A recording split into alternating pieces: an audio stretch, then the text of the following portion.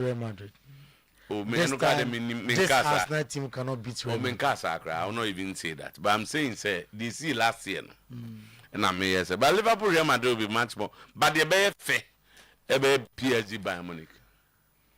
The open match be fair. Because Xabi Alonso no ne. We munina no the PSG Bayern will be a BMO end to end. Yeah. Talent on display. Yeah. But me Liverpool Real Madrid. No mama. Okay. Okay, and next Champions League in the good way 8 o'clock. Second 5:45 there. You can play one watch Arsenal. But Arsenal be early kickoff. 17:45. We are near Babe or more favorites. Only very interesting. Real Madrid were 9 points. PSG were 9 points. Bayern were 9 points. Into Omunina and Chelsea, it be no drop points this time around. Anyway, Luis Enrique said it to be an exciting match.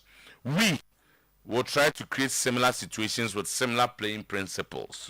And then Xabi Alonso said it's a European classic both historically and in the present time.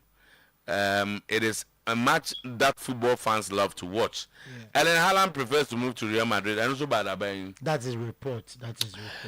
JHS2 reports.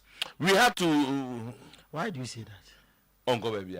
But how would anybody Erling Haaland make us come and when they have Mbappe? And Mbappe. Sorry, there are talks of an offer of 200 million euros from Saudi Arabia for Vinicius, which could happen or could open.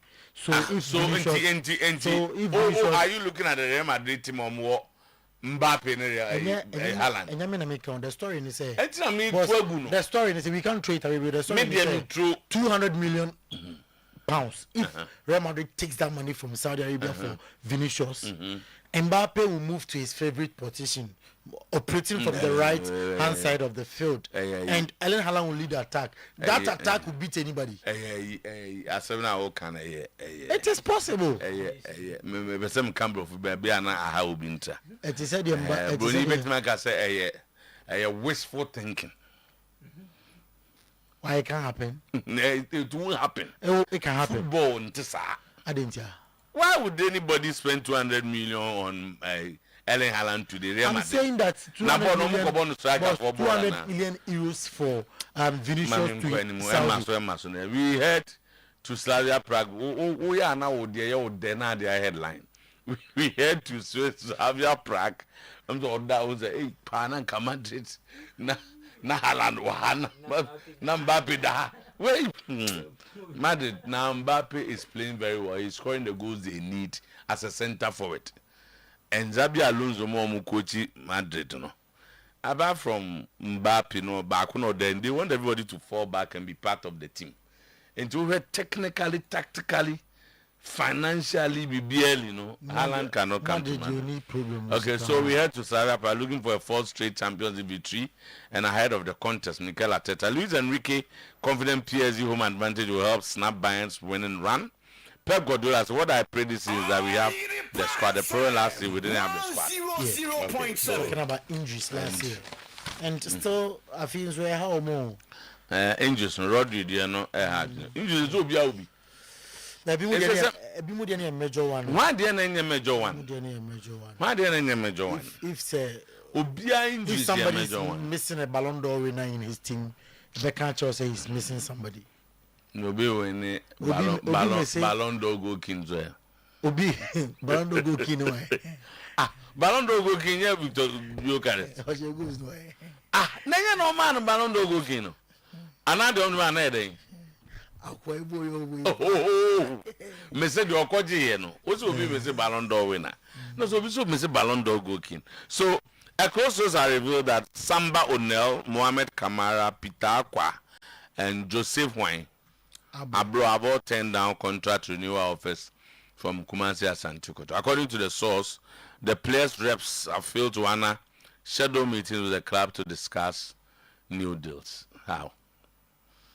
But this story, the meaning say players need be more home contract ending of this season. Omo no makasa, and a players na kan sika, omo agents na kan sika omo pay. If and now reportedly in such as a Kotoko propose sika or the players. So negotiations no go so ekoso. But holding now and running then because they want to finish the House of 4 game. Okay. Moving on with the talks. Say talks 90 man complete here. There are some players among Trema January so that all player no power to negotiate with any team or PBR. They cash in.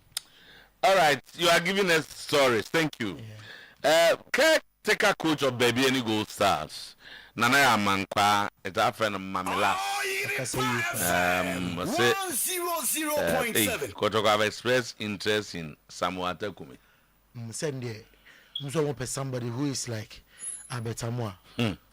He is not surprised by the development, noting that any player who performs well will naturally attract attention for top clubs like Kotoko. PRO for Kwame Opariado expressed strong confidence that the Phobians will triumph over the arch rivals Kotoko on Sunday. According to him, the team is determined to give their fans something special to celebrate as part of the club's anniversary festivities. Okay. Ali Muhammad, Abdul Karim Rafa, and Ponce Emmanuel Amankwa have all joined house training sessions. Newly appointed 11 Wonders coach J.E. Sapon. Shapiro back in the Premier League. Yes. Wow. Coaching Premier League at Ghana Premier League. Ghana Premier League. According to the team has what it takes to turn things around in the coming weeks. 11 Wonders will not be relegated this season. The teams that will go down know themselves, and certainly 11 Wonders is not one of them, according to Mr. J.E. Sapon.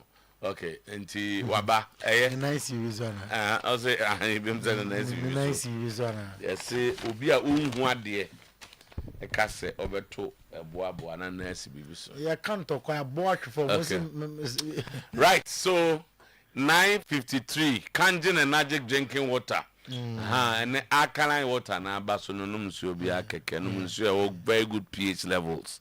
Na wow.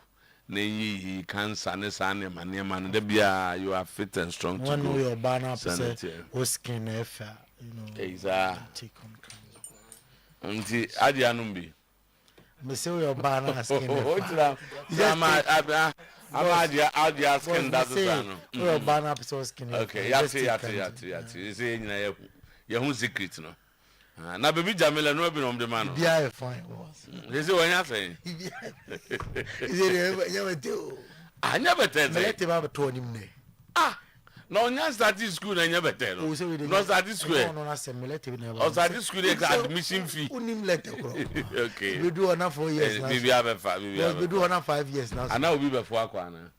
Let him. When you year na we be poaching. Let him but now be. Na za de na de ho. Boss Edo. The poaching. And one is see about three. Maza. Poaching is about. Boss. Umo bia dada. Fantastic about three. Oh, DJ. Mama general answers. Take about poaching in Ziabansu. Isipa. Minim and the 90 back. Take we know. Say a poaching. The Onubiano to move. Enti ano pay. That is it. And now Samson, sir, you come from Crosso.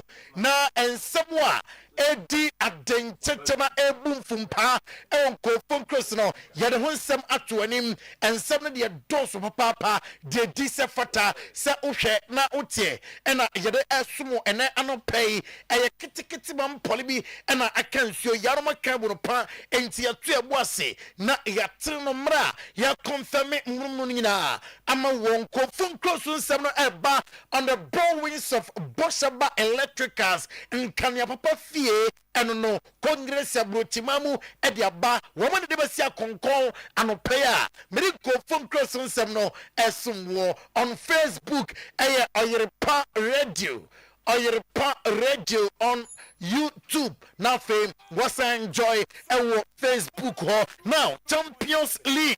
Ebusiam incredible fixes and then Napoli and Frankfurt Ebebom, Slavia Prague and Arsenal, Atletico de Madrid and Saint Union Girosi, Liverpool and Madrid 8 p.m. Spurs and FC Copenhagen, Olympiacos and PSV Eindhoven, that is Philip Sports, Vendroven Eindhoven, Juventus and Sporting Lisbon, PSG and Bayern Munich, Porto Glimt and Monaco and the Airbus Way and Manchester and Abetoja ewo UEFA Champions League nom Diego Pablo Simeone ade atudwa se enokre ono wote sansem ne bi ensam pempi amanfo ka ade eforo se o ono de oye coach or squad ni nyina el senka the team nom aye more than de omuye o se aye normal criticism na ono oye coach sansem ni nyina otie na fe wa faba pam ade afim of late obi ahomotimbo team no album na omohwanim say ombetime improve more now for afi Atletico de Madrid atimi are competing for any other trophy beer wom including the Champions League, the La Liga and a Spanish Copa del Rey and Diego Pablo Simeone. Now Real Madrid Coco do Liverpool and Ra na abusia form onim sa na anyasam kitokra with Louis Vuitton na amadresse kama bag kutukuta omom ahanti Chapi Alonso elidi team nom Coco do video nom at the Oyerepa TV no so Chapi Alonso or see at 8 p.m. or Anfield Liverpool and Madrid game nom a classico of European football na Trent Alexander-Arnold onim Petro so onim Anfield war onwa Chapi Alonso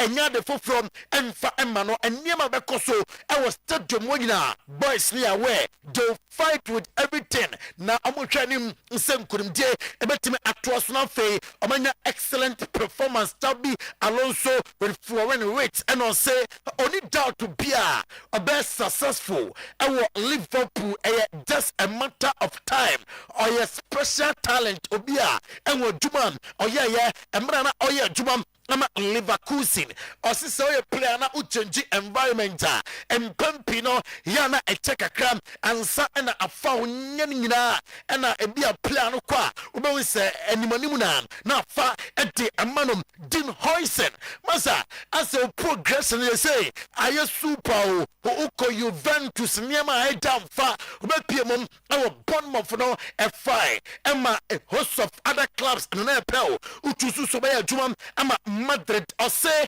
or no or your player or kusua a lot Juventus or say a special defender na onya more matches and more there than so a lot Juventus bobo konum na club ni club na a dana kuma so Real Madrid no person see akai emma wom na enma madi team nom ekoko do you know ebusuam right after arrival omuko do hotel per and a team no Trent Alexander-Arnold Chapi Alonso and other players they din hoisen nom eko babia he de Diogo Jota namuno eko ye enti amu pay tribute to the late Diogo Jota video nom and a da or a screen no so uche bi and ano play enti Diogo Jota and a mother reform pay tribute at the amam the late Diogo Jota oni samra na Trent Alexander-Arnold siakai ema Liverpool and your video game na onenom womo papa in several crowd teams so the party be at to and munusunia jaja abusuan ran Gravenberch a player ema Liverpool na Gravenberch Liverpool a threat ema Madrid na ya da but fans na nia jana and no say Madrid enya good season whole team na a threat or say Mbappe Vinicius Junior at any point in time omutimi tani be around into a game a total concentration.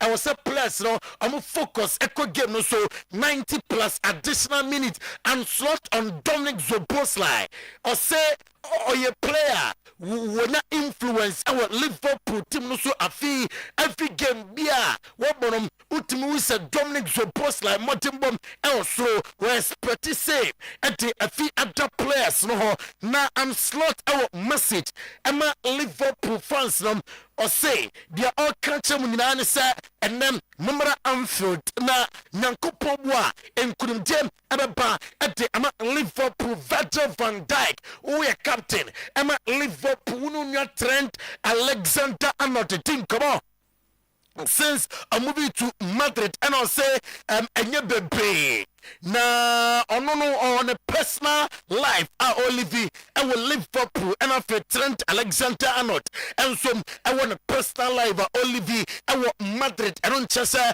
omoya tamfo and slot emra and ram yet the press conference or in some P and a 2 ahead of 8 p.m. gamer and then a 2 Yense and slot ahead of Madrid game. Hopefully other dads say the same then against other players. What did I tell him? Nothing specific. I didn't tell him to shoot more, but he's been in and around the box a few times more now. But the main thing he needs to do, of course, is set up our attacks and organize the rest defense. But once in a while he can be a help offensively also, and that's what he's done a few times already this season. And yeah, this weekend he had a little bit of luck because it was a deflection. Because if Ryan has to shoot with his left, I wonder if that tells him to shoot with his left. But the deflection that it led to a goal. Jeremy and Allison will both also be not available for Sunday, and with Alec, we have to wait and see.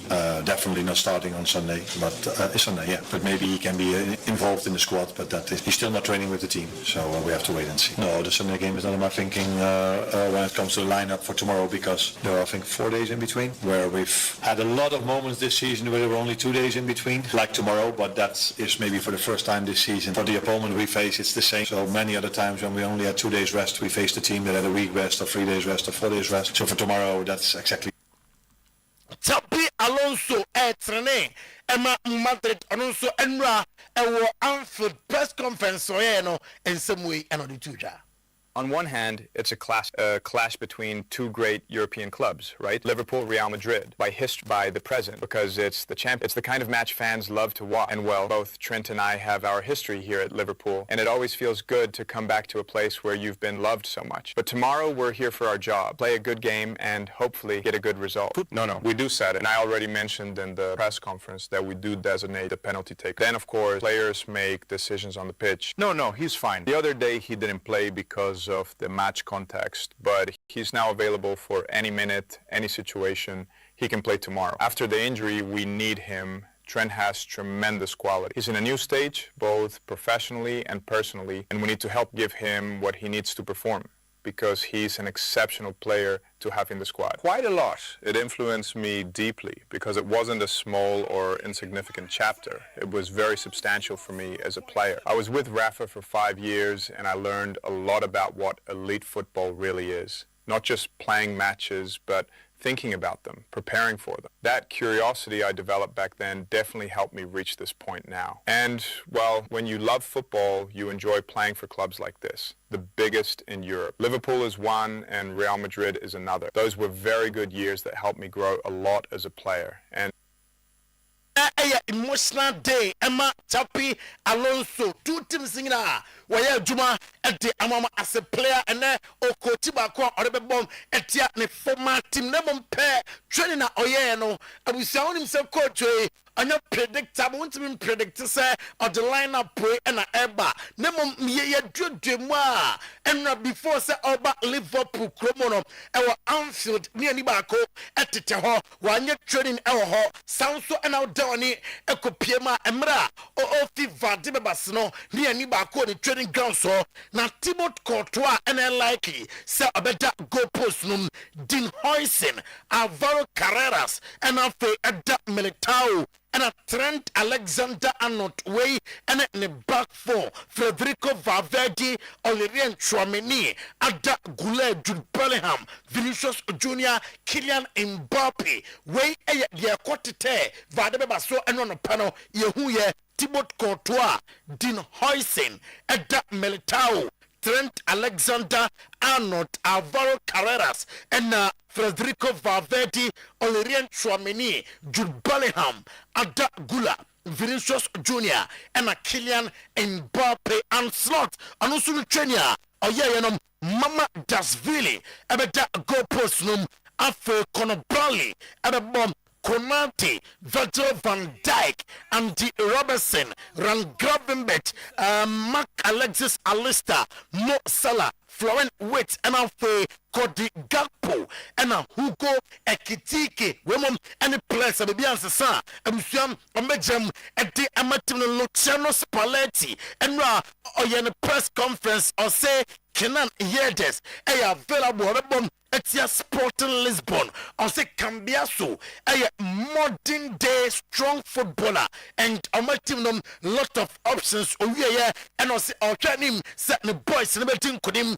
Was Sporting Lisbon, so Paris Saint-Germain prepare for Bayern Munich, and Nema Luis Enrique, training grounds in the video no about to a party in the why enjoy Nema Luis Enrique, training grounds Pep Guardiola, and the Atuja a fee the upper home paye, and it's last year no this squad a pretty yam a fit 2025-2026 season or training se obenya the squad now Fedima Koye Amanuom na otete se Memphis Depay abusuam Brazilian girlfriend be accusing say ordinary for your flu na onene fire flu no mra kache Memphis Depay as a Depay twetwe ho enya jaja de outcome the attendance say on any problem bia so obejo on Joe on any problem bia and your reporter about Vincent Company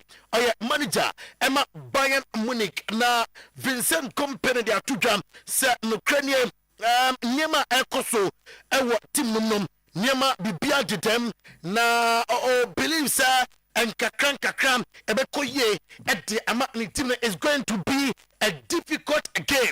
Number a gamer while be taking your chances and I'll be thinking him and what team or no say Paris Saint-Germain last season I'm at the Champions League I'm about good football Nyama Koye at the the boys the likes of Hurricane Michael Olise Nicholas Jackson I'm ready for the test Manonoya at the Atudasa contract extension is a Seattle Musano and Musansa now contract extension on 70 say and also I relaxed about contract extension the other name and sir and it's your tuna a dark by Munich and it's so afino on betting I am not Fedima Koye I'm at Luis Enrique at the Atudasa and a very exciting match Bayern Munich Paris Saint-Germain I see two teams now and Yama similar in some situations in the game and Luis Enrique Nesama of the Atuja Manuel Noya about that possible I'm a Bayern Munich Jonathan Ta after Derek Upamecano Conrad Lima and a bomb and after Stanisic and some Ebedemo Pavlovich and a bomb now for Joshua Kemek Michael Olise Sergei Gnabry Luis Diaz and a Hurricane and a likely said on the ball at the Ama Team Nemra or more and name Bayern Munich Ebetia Paris Saint-Germain na Abusia Chevalier better go possible Ashraf Hakimi William Pacho Berardo Afe Nuno Mendes Zone Neves Warren Zaire Emery Vitinha Elbo Kwalaskelia Mayuru and Bakola Omuni players and likely some starting game Victor Jokeres Emra na only training ground so o training into Slabra Park ne Arsenal preparation gusua ekoso yanhwe enema wo mo ye e training ground so na amu training say ombetin kudim e Slabra Park gusua ye de sansem e to oni anopai Martin Odegaard and Mikel Arteta at the Atudwasen kakra doctors ni nyem say very soon obetim asiakan ama team no say Christian Nordgaard onimniye pa na ɔno nso time ɛbɛba team no oko Mikel Arteta suya Victor Gyökeres injury and after Premier League match ɔtwɛn him senka ɔmbɛtuma to asɛ ningina Mikel Arteta echichim. Oh, he's definitely not available. He hasn't trained today, and we need to do some more tests and scans in the next few days to understand the extent of the injury. But this game is not available. No, I am concerned because he hasn't had many muscular issues, and he had to leave the pitch, and he was feeling something, and that's obviously never a good sign, especially for a player that it's very, very explosive. So we are digging in a little bit more to understand where we are in terms of the injury. And we'll announce the moment we know. Well, Medicino Cristiano Ronaldo and then on a PS Morgan interview, no, release the interview. Na 2 p.m. and a yes, pretty say interview no at a bar abontain. Na obusan in some piece, some of busan no a coin of faso Georgina Rodriguez or Sinepe Afe.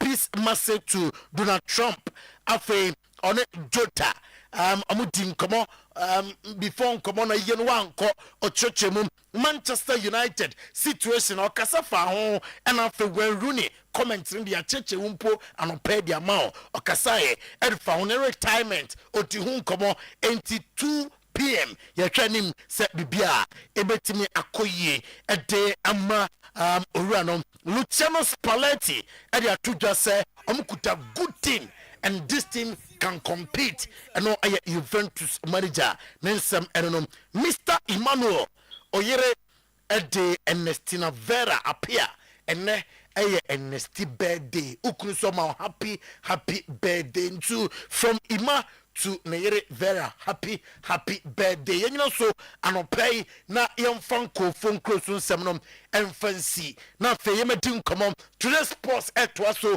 and some pina waha tim no ba na fe mo bia nsem na mom before say ebeba no ye ne apomoden helper clinic etin come sesa uwon kwa uwa dengina waponum so edina utimi ko bebia djuma wo ho na ho dina obetimi aye sika wo ho na yade wo ho a maze nkoyie entapomdiaba oba be cheche mu wani yade ne de maza ho ko yo tenete mu dro di gusu aneko ntenten enanso atranse oso ba nipa miensa edi kan no o mama chede enti ko sesie yekase akwapomuden sesie openi good morning.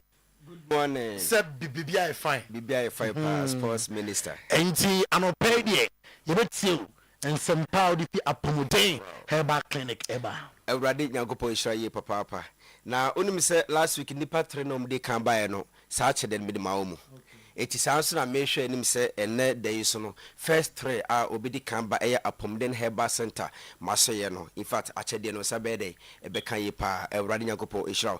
Yesha say mede encha sonko edifre eya apomden herbal center edibre obibia eya ananope oguso a ohweme Awurade nyankopon hira yi papa na meka wo se de uba eya forest a se de enua biara ewo ne din na enua bia so ewo ne bobre na edua bia so ewo ne sibre no sa ara na se oba apomden herbal center yeso yawe bia ane ahama anase dubra yede sa yawe ni senti obi etie me na se ose eni yawe ha no ode nani akọ other hospitals ama doctors for agene sikadi te se deni nyina no osopa awo eni yawe ndia make for apomden herbal clinic e de ama on pakro se enano pay onto anamo na omra apomden herbal center make out say yasoye no ewo sofulai yasoye no ewo sofulai opposite Assemblies of God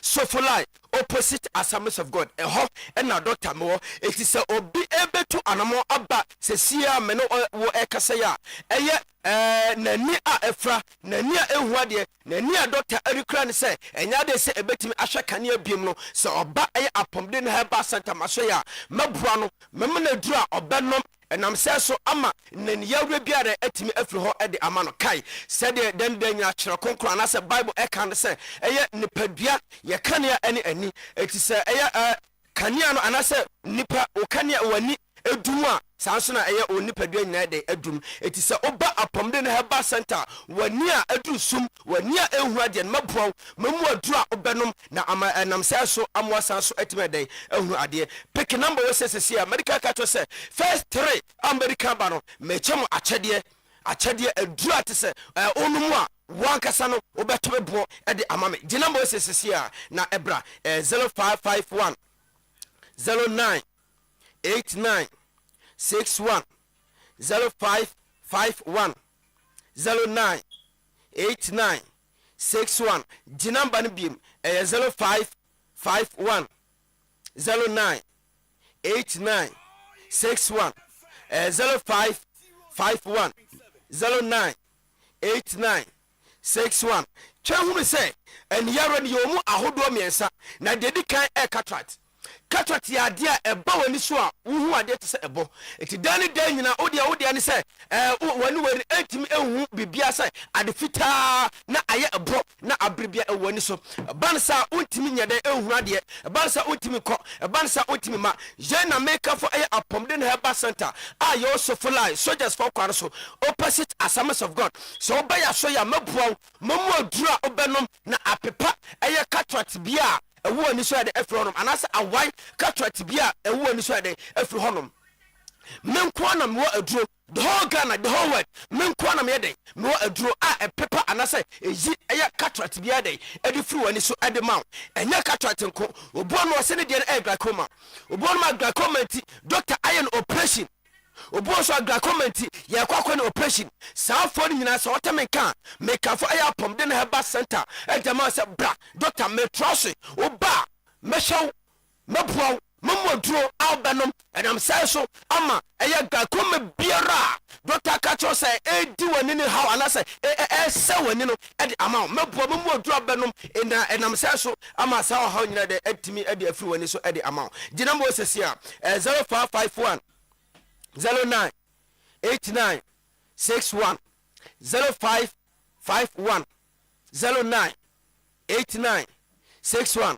yo abrobi tie me o se papa me person bobo number na ase da bobo ne tentem dodo ma me papa ante ontina mo ha menya abotre no bobo number na ma eye 0551 09 89 61 0551 09 89 61 eti bra apomre ne heba center na glaucoma biara abo ani so ne senti abo ani ko glaucoma abo ani so ne senti ama bacteria adidi wani ntuna na say awi wani ko so ne senti ama timi hunade so ba apomre ne heba center mabuaw mamu adura obenom enam say so ama glaucoma bia etimi afri wani so ede amount enti say wutieme na bia wo abofra bi na wo abofra no okọ school na school akọro agese ye de ne tira anim classroom ne anim anase on de agese okọtira chire anase ti se on de abribi agese wo spectacles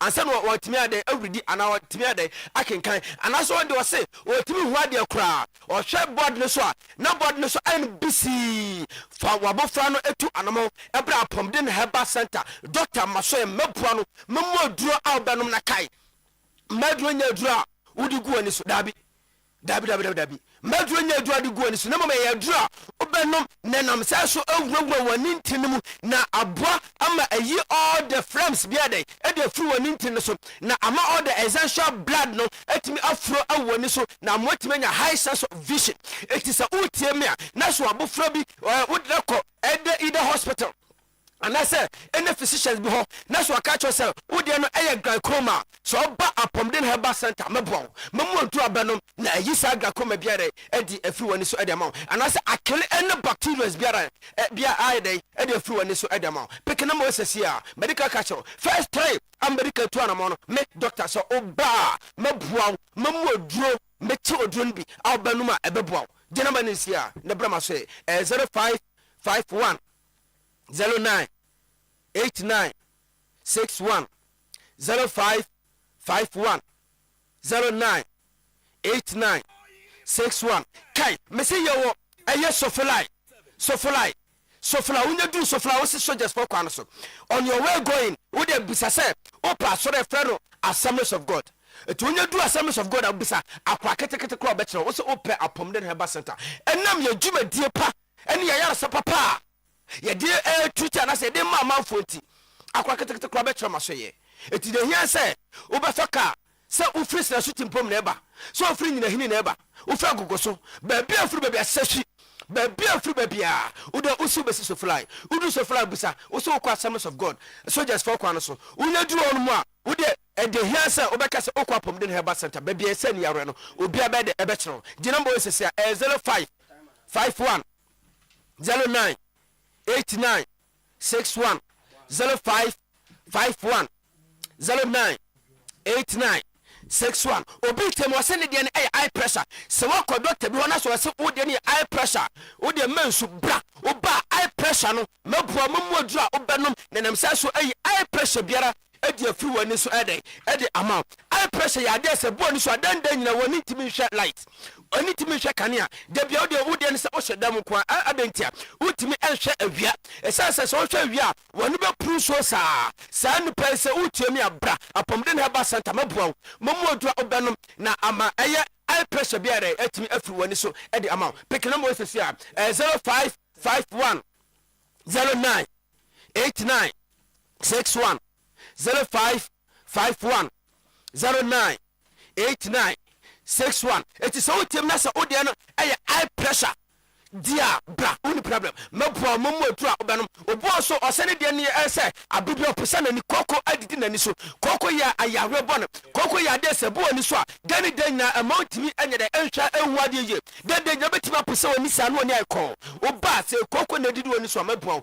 mamuadu a obenom enam se so amabia de etimi afri so ede ma ekepekena mo se 0551 09 89 61 anyanko se ode diabetes abra mamuadu amwanom ode stroke abra mamuadu amwanom ode ne pressure either say high pressure na say low pressure bra mamuadu amwanom ode ne manpower penis enlargement bra mamuadu amwade awanom ama bibia so atime akọ ye kama pa doctor me fronoma me trema agwam kai nipa 3 am me first 3 medical ba no mamuadu be free of charge na bibia so atime kama pekana mo ze sia 0551 09 89 61 everybody nyakopon shirawo bye bye yetwa so ede amamu still na yeguso eje yapomuden eho ensem Kingdom Herbal Center omo ene the first omo introduce garlic bitters and garlic capsules ewo omaimu a over 15 years ene droy baya asa enyarewa pi na oje droy bia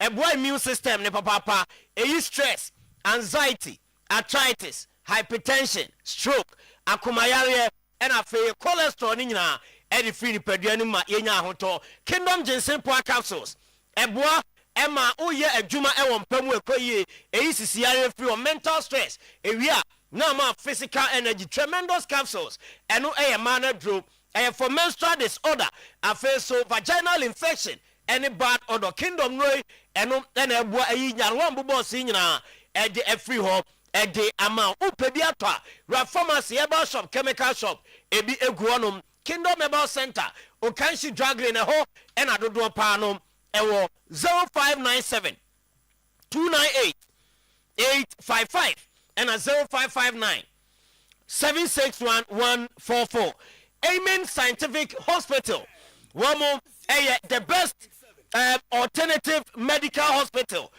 eno ewo Africa ebibrema sem ena meka ni nyina ne se omo ena the science era herbal medicine ni yemu na de tie ene se uko emena de bia meka se awo ho nsempa no womo eye ho adwuma ena fe so yade bia tena so ache wakwa enkwa ko emena mbe se ana so mbesa edi amount afa stroke yade no me ba cho nipa no ukwa onko bi uba o ma bi otefa ko wada ne nchemu saa ama yese mu aye dene di ama na ba ye be ne ho adwuma ama wasan asori anante me ba cho do ani chemu kuma se atwema tachiman kwada so fun ase kwan so eho na Amen Scientific Hospital ye wo other branches no enchi boga wa bibiani Accra Takra de Tamale atebubu nkoko sunyane ho sehide biso ena fe hohoi the numbers 0277 00 1234 0277 00 1234 and 0241 36 7349 0241367349. Kangen Energetic drinking water and the safest refreshing water. They say there a day a year in Kenya pass where running per animo. Ninya ne Kangen sono alkaline water and pH also and unto no more. Eboa ekotani peduanum na afi ako e de atia yade a epese ba e betani peduanum yaka ese alkaline environment ya na edene ese yade bi e betena ho opese odey a eye kangen opese akoma ne pompe moja ne ye e woni peduanum a eye kangen opese de bia uluki younger eye kangen wo liver wakoma ene kidney ebo ho ban edi ama pekanji so ni bi eto Bremen UGC and I said Tafuni Road Abaoru Junction Lizzie Hotel Santasi Runabout Pakiki Stadium na face Sumankwaini Junction Ashtown nyina benya kanji so ni bi na wato 0241 44 9191 and 0507 379474. Grow fine about tonic mojadro walusi appetite aduane ba untimi nkabo kama grow fine bemwa didi kama ebi ana unsa eno nan moja ennante ye wo munti no onante kakra tena fa akwana nan no ayetiti unum grow fine a ebe sani ntini mu moja no ebe nante wo mu kama na wanya ahoto oda untumi na grow fine o sori anopa otise ni padua na yemre grow fine oba wabunsa eyaw ewo mu pa wabunsa ensisi so wabunsa moja eba no edos dodo a grow fine edrono ena wonum bi na ayo kama wabra also wako afiche grow fine edrono upebi atwa ebi ewo misty eba kolnak eba smart eba frediments apidank ena fe pure liver onyina ubenya bi ato digital eba clinic kuma se amekomra na bad eba Bank of Africa ho ena grow fine pedodo ato ubenya bi ato 0244 596532 0244 596532 J Wedro Knox Hotel more accommodation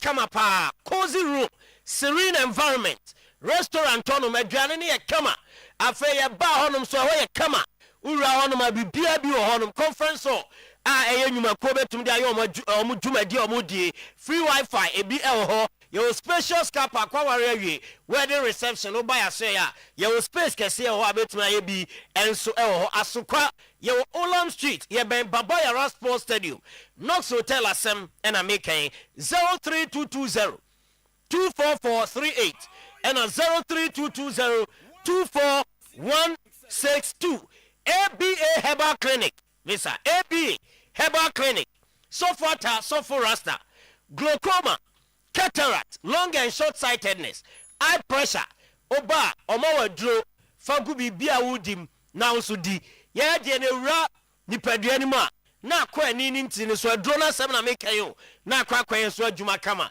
e de ama wani ni bete na wakan ade ye wahu ade ye ade benwa obehu awa cha behu a ABA Herbal Clinic na do ani chem na wakwaje na adro ni bi na ade afra waduane na wadi uko ABA ya de awudo pi ene oye hu adwuma emema ya de prostate oye hu adwuma liver any kidney related diseases biano okwa obesa de ama hypertension so oye hu adwuma papa ewo na so ye kwaba so dwena se ye ben main market onuma ena toma hinkro so ye wo Ebenezer preschool eno so any apia kubi coast on no ben ABA Herbal Clinic asem ena making the numbers 0541 565 199 0541 565 199 and 0502 812 161 0502 812 161 nyame ya tomwa ejuade di anim no 10th November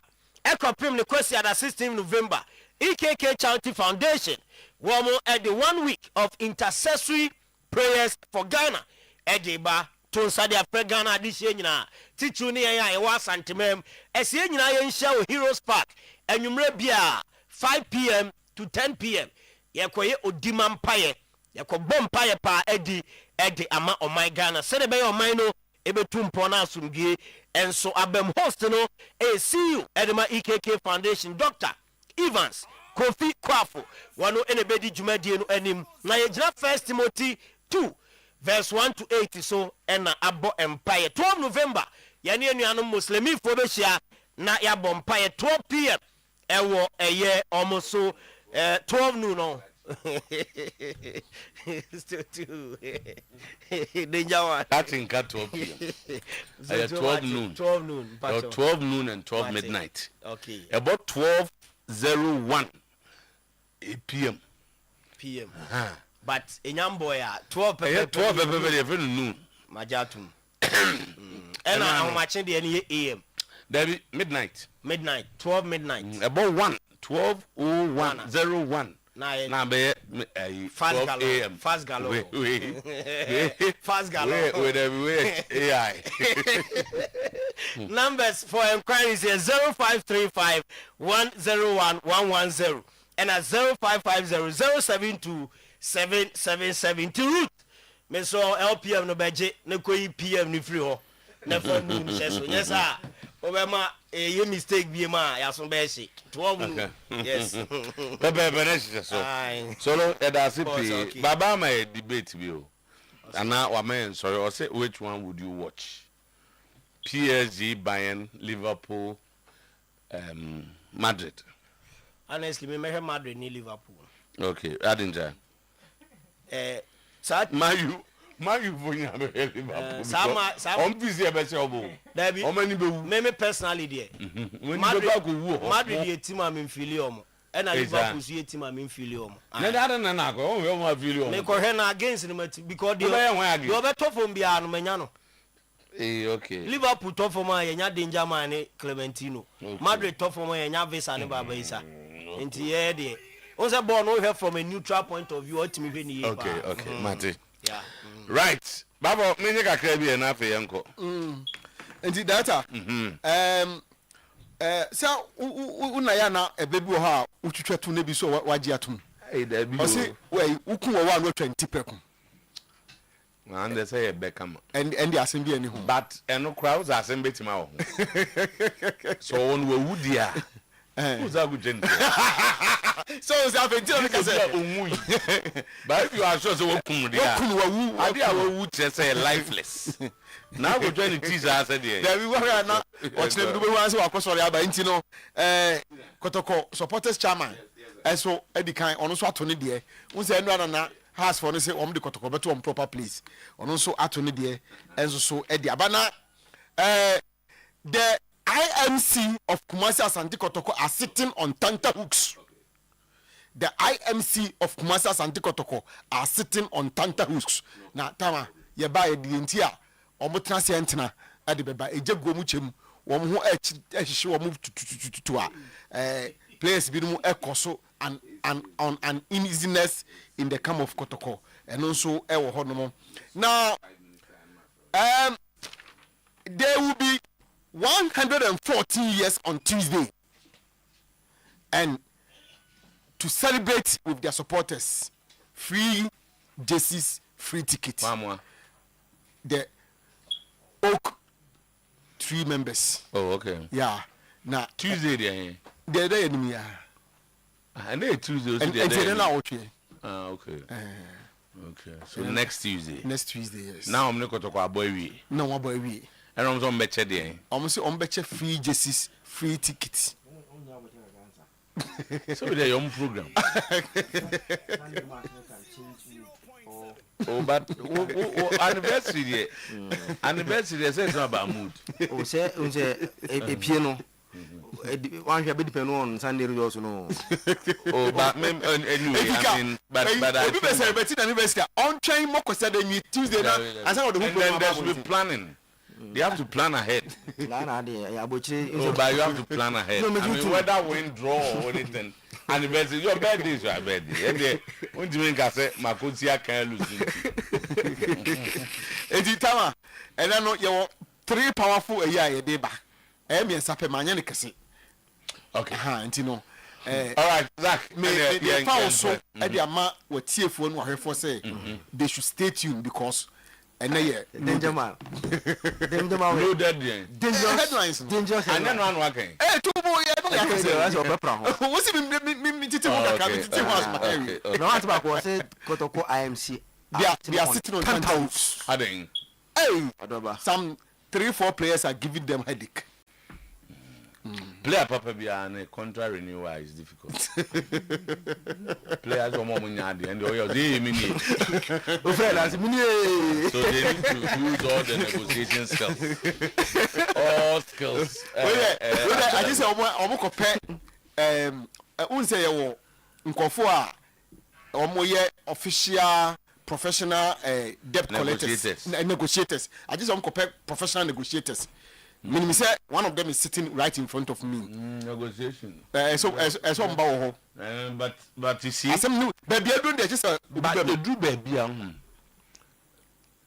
the best time to negotiate is when you are at middle grounds. On say, power no could diba kohwa. Say at the moment I'm told say no cry. Some rank no mon come asem no. Omo e the final year of their contract. It becomes difficult. Very difficult. And I agree with you. But could on person bet the omo kakra. And the sano. And the supporters when they take that post debut and just they can almost you. No. I said no cause omo circus no and yes the fact say me no want to account no so no just the aka no me nyine me homo. Because they were the best players on the last day. Of course. But no more no. So clear no why you sue me no so then you start finding but that is wants to maintain them. No so also be maintain for profit purposes. If across say me maintain you can't do anything. Tina make say omu here professional skilled negotiators. They will manage it. But more and such international. Obi also need the love to play for you again. Can use all available resources. Then you allow the person to leave. That's all. And he's building up into a bar. Institutions will leave. Will exist after players are gone. Of course. Sanity. Zach. And then Champions League. Yeah. Liverpool, Real Madrid. I know you are 10 years to be the match of the day. No, but don't say that there's another match. Oh, PSG Bayern. I don't know. Fenebe asem ni won kese. You be beautiful football.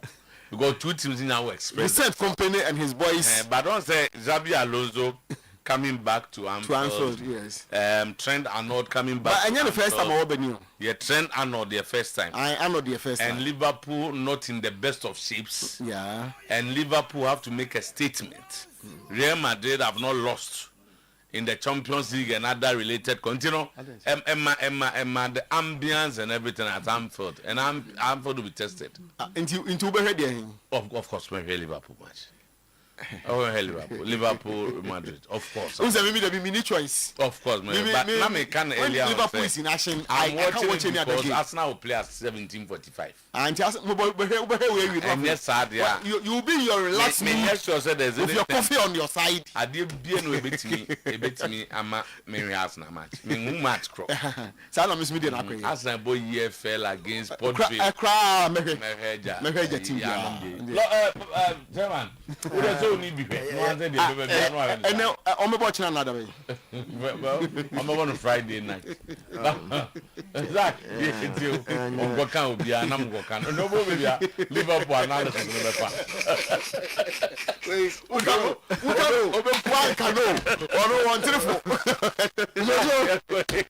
Sir, if we are going by form, quality football, as a neutral, you want to enjoy the best game that you would have chosen. The game that because I will Park the Princess, Paris Saint-Germain, Bayern Munich. Quality football and ball, just individual players displaying their skills, quality football, we genuine down home or passing reaction, just that level and the Park the Princess. But on the football, no, and yet and then your young one becomes to your history, the why that ye can't there be, and if we pick Liverpool and Real Madrid, And Madrid is the most successful club when it comes to this competition. The next club, Liverpool. Milan. Then Liverpool and Bayern Munich at that level. So, almost tradition in this competition. Even though, yes, Madrid won Mbappe. And then we are saying in terms of attackers, the Obubi also. But team Bayern Munich and team Paris Saint-Germain, the Omoya and Deno, MSI game, on paper there, on paper in terms of the best teams currently in European football there, that game would have been the best game for the neutrals. But as I said, history, tradition will always favor Real Madrid and Bubuko from Liverpool. Mr. Joe, Bayern Munich team, Mr. Joe. Now Yana breaking equally Milan's record now set a new record in terms of continuous as a consecutive wins by any team in your starting season. Now Milan ended record with 14 matches to win at 14 matches set in 94-95 thereabout AC Milan. Now company team now are the record holders. They have better that record set by AC Milan in SAT 90s. A company winning. It's a one team and a boy deep Bayern Munich, and they are doing it with perfection. So the argument about leagues no competitiveness level no. We don't need for discussion in any what you are doing. Only say today. In the last 3 seasons in the Bundesliga, the team closer to Bayern Munich after Dortmund and Leverkusen. In the last 3 seasons, all the best teams in the Bundesliga are Bayern Munich and Leverkusen. Then Dortmund come third. Leverkusen have taken them in the last 3 seasons. So were you not surprised this weekend? The biggest fixture in the last 3 seasons in the Bundesliga are Bayern Munich and Leverkusen. Last weekend, company had the guts to rest the best players in the biggest fixture in Germany in the last 3 seasons. You can't do this in Germany, in England. You dare not try this in England against even Wolves and that's Burnley. If you are Arsenal or Man City. Say Okobo Champions League international Liverpool. Now even that weekend, you face a Burnley, and I say and the Wolves, and I say West Ham. You dare not even rest one of your best player, including England. But Bayern Munich, do you know what company did? Or rest Hurricane, or rest Jamal Musiala, and or rest Luis Diaz, or Momodu. Because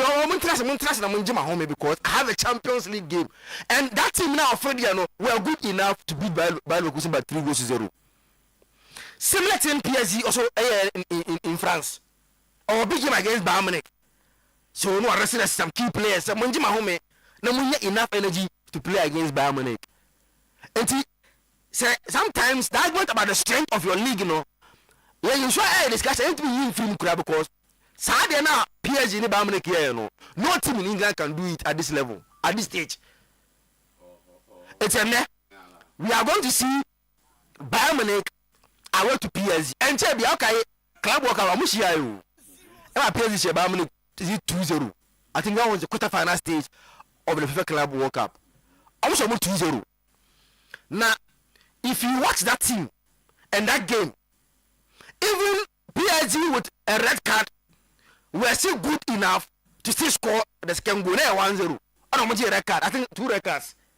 But still, and they were good enough to still score the second goal against Bayern Munich and to win the game. Today, Luis Enrique have a PSG team to do Ayakono.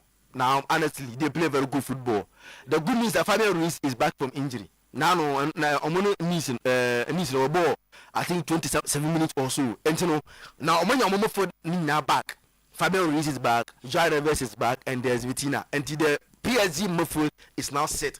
And then against Bayern Munich, I see anyone wants to see Bayern Munich losing their first game of the season.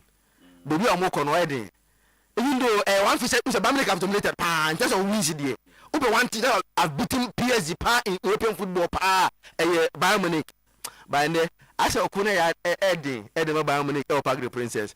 I see PSG having a slim win, so about 2-1 win be. Or is he back? Boy, does that do Opera is out of the game. Okay. But you say they have Dembele back. And Bakola is there. Kvaratskhelia is there. And see front train, who's a front trainer? And half full way to rotate. And when one is out, no problem. They only have problem when two is out. Okay. But there's Kvaratskhelia, there's Bakola, and there is Dembele. All right. It's a game that anyone want to see Bayern Munich losing their first game of the season or Park the Princess Honor. Liverpool boy against Madrid. A big fixture. Last season, okay, at this stage, group stage and Liverpool, the same venue, I show about 2-0. This stage, Liverpool were cruising, unbeaten, Muchobiano, Panya, our last season Champions League in the moon. But the story is different, Kakra, from this one, because this year, they've already lost a game in the Champions League against Galatasaray. Whilst Madrid, they are unbeaten. And one game, the Aston Villa win came at a very right time for Liverpool in terms of confidence, boosting confidence ahead of this big game. But come on, Madrid a different team altogether. And this competition, team back one boy team Madrid. I'm a bit scared, Kakra, for Liverpool. Yeah, I'm a bit scared, Kakra. At the moment. Do you know why? I don't know. How would I know? Because you are scared for Liverpool. Hey. Defensively, they have been very, very, very, very poor. 14 goals conceded in the Premier League. 4 goals conceded in 3 matches in the Champions League. And so they are going to play against Real Madrid, who are firing from all angles. So just imagine. Vinicius Mbappe against this leaking defense of Liverpool, against this defense that is leaking goals, conceding goals from all sorts of angles. For seeing Real Madrid scoring 2 at Anfield. So Liverpool just saying Liverpool with match back not game now 2-1 against Liverpool at Anfield. Thank you. So right, Mr. Otu, Champions League is back.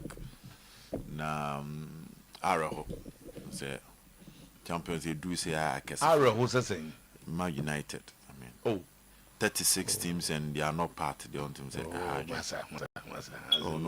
no but on Araho you dey bet job where you best start and you do a man okay you do be a bekai.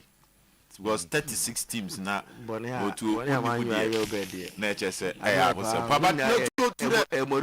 the conversation proper. As a Champions League no format necessary, this is the second year. Now, I feel them sure say nipa bebre a fair idea of send you see for fast so born. Mom they sat down and thought through. And so far already at group stages they are big fixtures. Amazing ones. Kenya they are no back no get first 3 no be a qualify we. No be on 9 points are.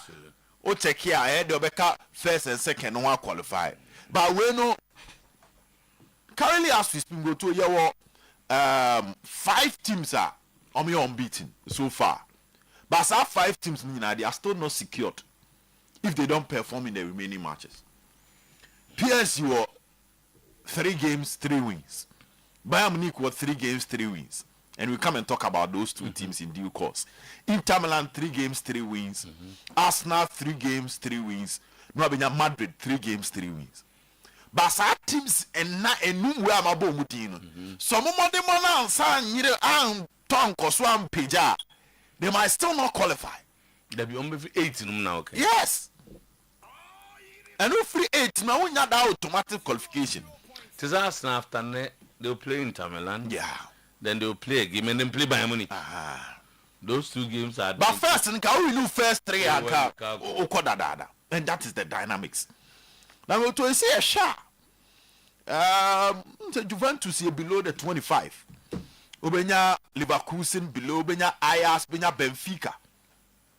Benfica was 35th position. There's a Juma Daoma Jose Pa. I know Juma Ketwao Champions League guy because 35 for the Omelette also 35. Yes, Ajax 36 na when ya a year Benfica 35.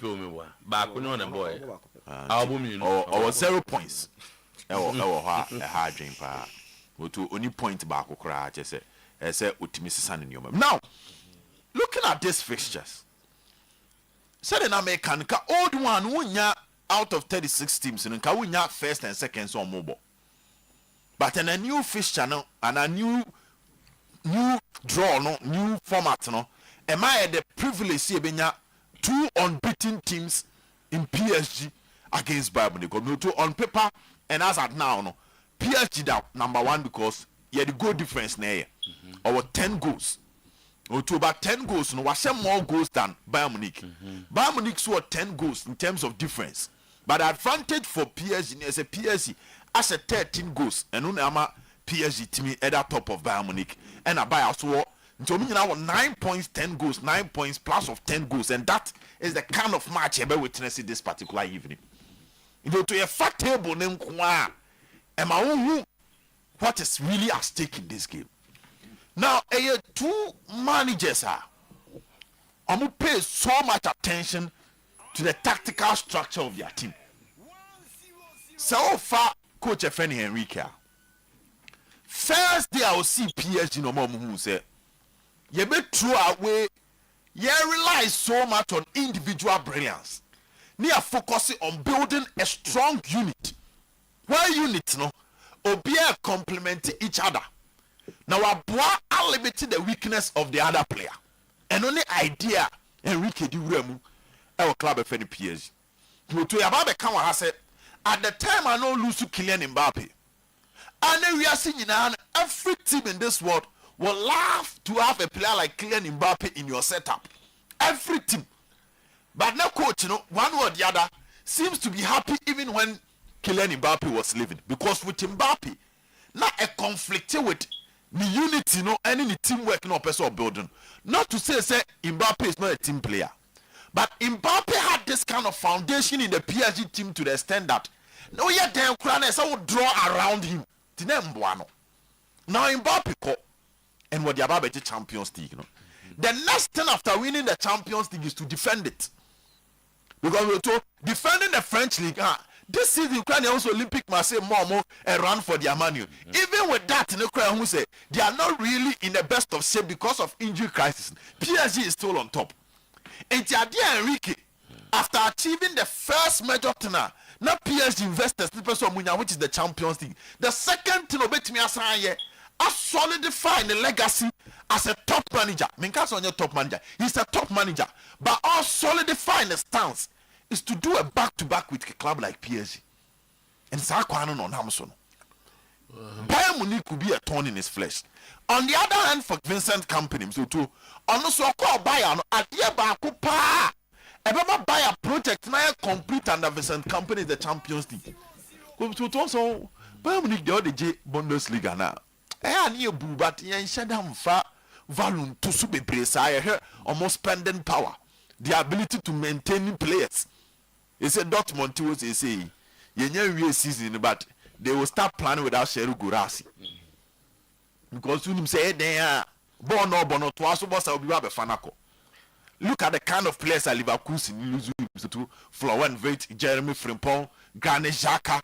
But Bayern Munich, Belusu player, nay player no Bayern Munich now who say, oh, move to the next phase of his project on Seneyano. So there is that consistency. So because of that, we expect you to do well in the Champions League. This is a statement game for Vincent Kompany. 15 matches, 15 wins. But a match win a better. I'm so to match when they may have kono. A PSG team no. Not still you can't almost 4-3. Me about come 4-3. But one underrated unit in the PSG team is Nuno Mendes and Achraf Hakimi. Some man team you know more than 10-10 on the right back and the left back position for PSG. One particular positioner. Yantain can emphasize body and momo. normally you share any more fun Dembele, Kvaratskhelia, Otuo, Sebakola mo okra diseri diomo, the Ben Finfini above Vitinha, near above Fabian Ruiz, João Neves mo, but a Juma Ashraf Hakimi, any apprentice for Nuno Mendes in the market one. Now, so what shall Bayern Munich team numa? One particular department to a fluid. I almost so wingers no. So when Michael Olise Mzoto, both feet or the end Juma. When you Luis Diaz, and Sunday about Harry Kane. So the battle between Nuno Mendes, Michael Olise, Achraf Hakimi, and Luis Diaz is going to be a key unit to decide this game. Forget about the midfield battle. Because PSG team is almost set on attacking tempo now. They rely so much on their fullbacks. How they will join the attack to create space and also scoring opportunities and passing lanes for their wingers. But so back against Michael Olise, wait me don't forget say weekend is your resting. Then Swanya Luis Diaz, who is not only a dribbler, who is not only a player that will contribute to the defensive shape of the team. Adieba ko Liverpool lose pani Luis Diaz no too. Adieba ko ne say ball ni nkuta na oba chire beboa. But yes ade ma Bayern Munich. But why say adwuma na wie no? Odu box no he has the scoring ability. And also even when he cannot score, he creates chances and assists for other players. That is going to be an interesting phase of the game. Michel coaches Nimi Enua me who say Obia will not go into the game to counter the other opponent. Obia ko bone there. And then the game win, it look like a game that will produce goals. I'll go for a Bayern Munich win or draw.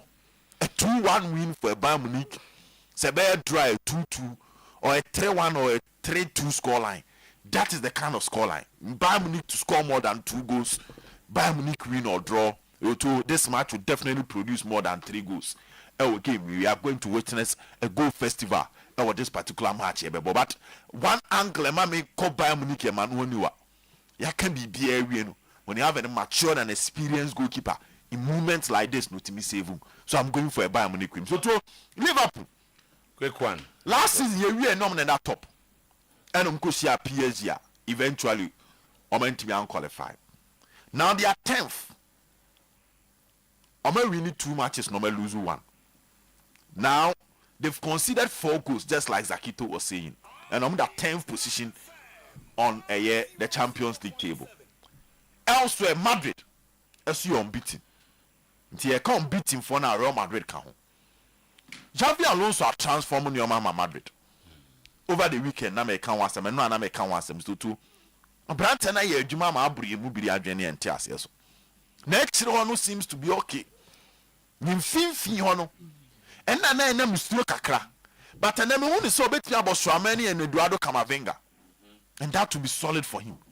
Because Obabo Master Antoine and the artists were proud.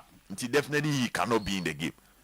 But Meshama the matches Obabo Master Antoine no about Jude Bellingham, Arda Güler, Vinicius, Kylian Mbappe. These 5 attackers will to how do we see a more stable midfield to say Liverpool Diana and Commitria also. But then the moon say Arda Güler, Jude Bellingham, Vinicius, now about Kylian Mbappe. No Eja Ebia, Swameni and Camavinga. With Swameni and Camavinga, you have players for the dirty work. Liverpool will concede. Yeah. Liverpool conceding is a must because this season Konate and Van Dijk born no more born. And ma will be out Shemu said, "Sa Liverpool back 4 now." Now bet me Akata when he said they will not concede. You know that is not what we are having. I perfectly agree with Zakito on that. Okay. Until the best for Liverpool will also be a draw game. I'm not really sticking my neck out for Liverpool match. Confidence now, Xavi Alonso. Edi afa Madrid team no ma hye ne kakran ba no. Who knows if Juman be Eddie Ama Liverpool this game. But both teams to score a Madrid win or draw in this particular game. Thank you very much. Good morning. Na bibia bokode. Eno awoti wo yonko PS Morgan nka. Say. Oh, one thing interview na eba Bontoni Ronaldo mde SF kakra ba. So ne dey be on e cover Ronaldo ba. Zi de ne ya ko nam za de ne ya ye ni bre. Ade. Nze ni bre ya ba Ronaldo afa onya abote. Ani bre say. Ode. Ade o say. Na ze de bi e be kwa kubusa na simbia na okotobom. Wabo Messi diana. Okubusa no. No say. No so onyi ntumuda. sɛ Messi ne bɔɔbɔ kyɛn no. O says I na Messi great kyɛn no. Send away the end. On say No, it's a debate out there. So if ono ba do to the as any case. The idea make us say ni bre ya be me say. Okay, a Messi World Cup ni we no. Somewhere around 2004 and Ronaldo was interviewed after was it the Nations Cup. Now say the Nations League on Bono Europe no.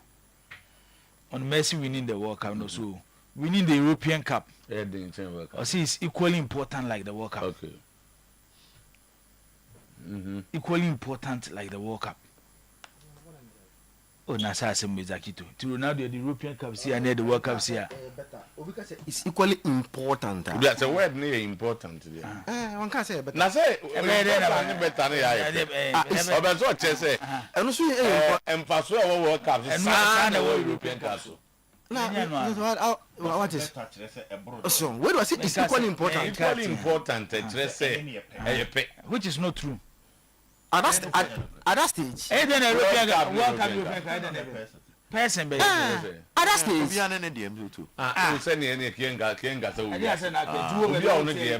to win the World Cup means European Cup. You have put continents together. Equally important like winning the World Cup. Is that what you are trying to say? When you put all continents together, you don't think I say one continent is because we be our argument. I did one argument today. Now because we do an argument. People have a fact. You cannot compare the European Cup to the World Cup. I think that when you put all continents together and become the champion, and there's only even compare one continent playing. Now, Mumbai, go Brazil, maybe Argentina, maybe you. Now, that is and now Angasa, Nusa will check you. I'm one is important. I'm matches because I say a yama in the same kind. But people mean not sure say Obetia say Ronaldo no but no because the Messi. But baby on say heading or Manaya say to it's like the same message World Cup, what European Cup. Then we ask you about the World Cup. We say European Cup is equally important like the World Cup. No. No. I think the question about comparison. Yes, about the World Cup. To how do you come forward, baby? Under the same thing now. Okay, so onya the fifth Ballon d'Or. Ebe 5-5. Only Messi be 5-5 no. They could be some Ronaldo no. See, he wish say he will win more Ballon d'Ors before I no hang up in the boot. I don't know drew 8. You could be some no so they say Ballon d'Or and fair. But the same player at 5. What's about you wish to obey? They are two different. And you're two different. The same award near them. I would say I question how Ballon d'Or.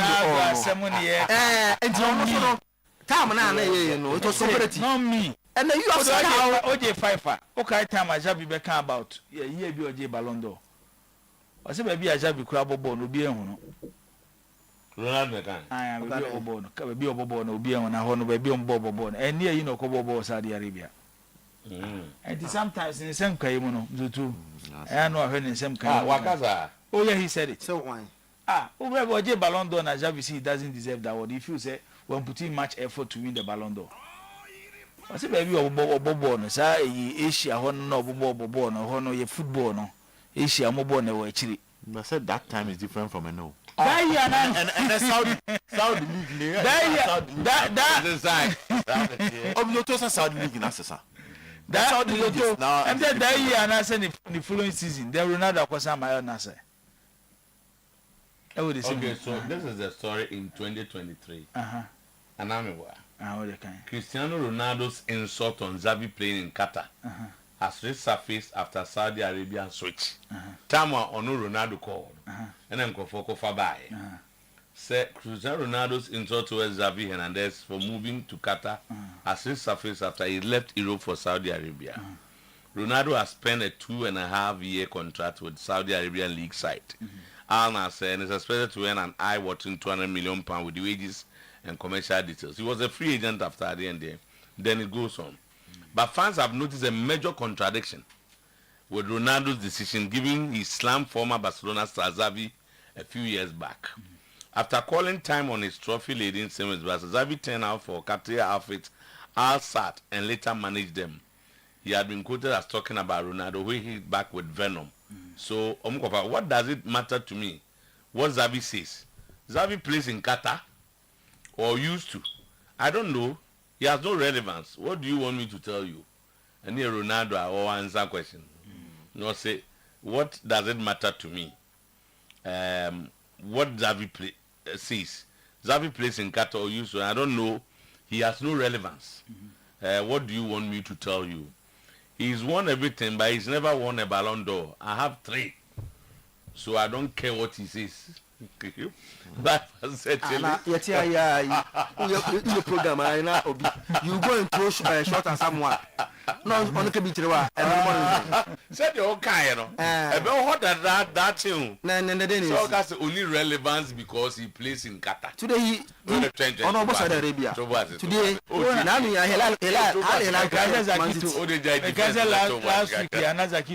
last week, relevance because he plays in Qatar. Then you go and play there. He didn't play in Qatar. He's playing Saudi Arabia. Oh, but you were talking about the league there. No. What is the difference? Qatar and Saudi league and Nyepe. Men's and Nyepe. He plays in Nyepe because today a team there is able to beat Prem Kaduna. That time all cannot be unbeaten. Nobody could have. No BNT in Jakarta. Samreno. But when he said Obini relevant. Obini relevant because Obo League B. Meanwhile, you go to the same area and play in the league. But they don't retire inside Arabia. 20 years to come, go for very fair. Last week, no, 2 months for say, Obayako to go to Manuel Casim, maybe another dachi. Anyway, Bakas will be irrelevant because he criticizes you. One fan of criticism, no, and deal with the issue, but he dealt with where he plays football. He dealt with him because he went relevant because he plays in Qatar. Look at the things Xavi said to Ronaldo. Also playing in Asia. Now what?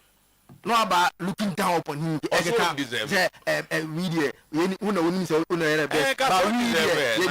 We train Messi. He's the best. What? Imagine so only be that. Into one when you Ballon d'Or, that won't even Ghana. I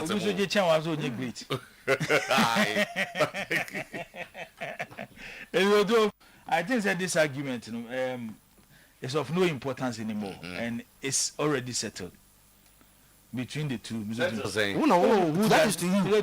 Based on the Ballon d'Or, Ronaldo is great Messi. Why World Cup on Navy? Money great Messi. Onje go njen. Oh, Mizoto. Muze was why to go njen. I don't know that be amka say. Sadly and me yana mentiasi. Mizoto wabo 100 matches, me mabo 50. Ye nyina you goal scorers. Zagito always do this analysis here. So how do you say so I should go champion whilst you have played more games than me? The best way to judge the two is to strike average because they more the same games. Okay. So the match and say I don't think say it's an argument anymore between the two. Mexico until we PS Morgan and Yasol Baba. Loto Champions League ni kakra bi. Coach Siam Bebu Bomudin. Giovanni Trapattoni G 7 Serie A titles. Mas Allegri G 6. Capello G 5. Marcello Lippi G 5. Antonio Conte G 5. Obibusa say aday na me use coaches we any number of Serie A titles or magic. Zoto say utimi je 7 Serie A titles at a point in your career. As utimi je European trophy. Inti Abra Trapattoni J 7 Serie A titles in his career as a coach. Juventus, Inter Milan.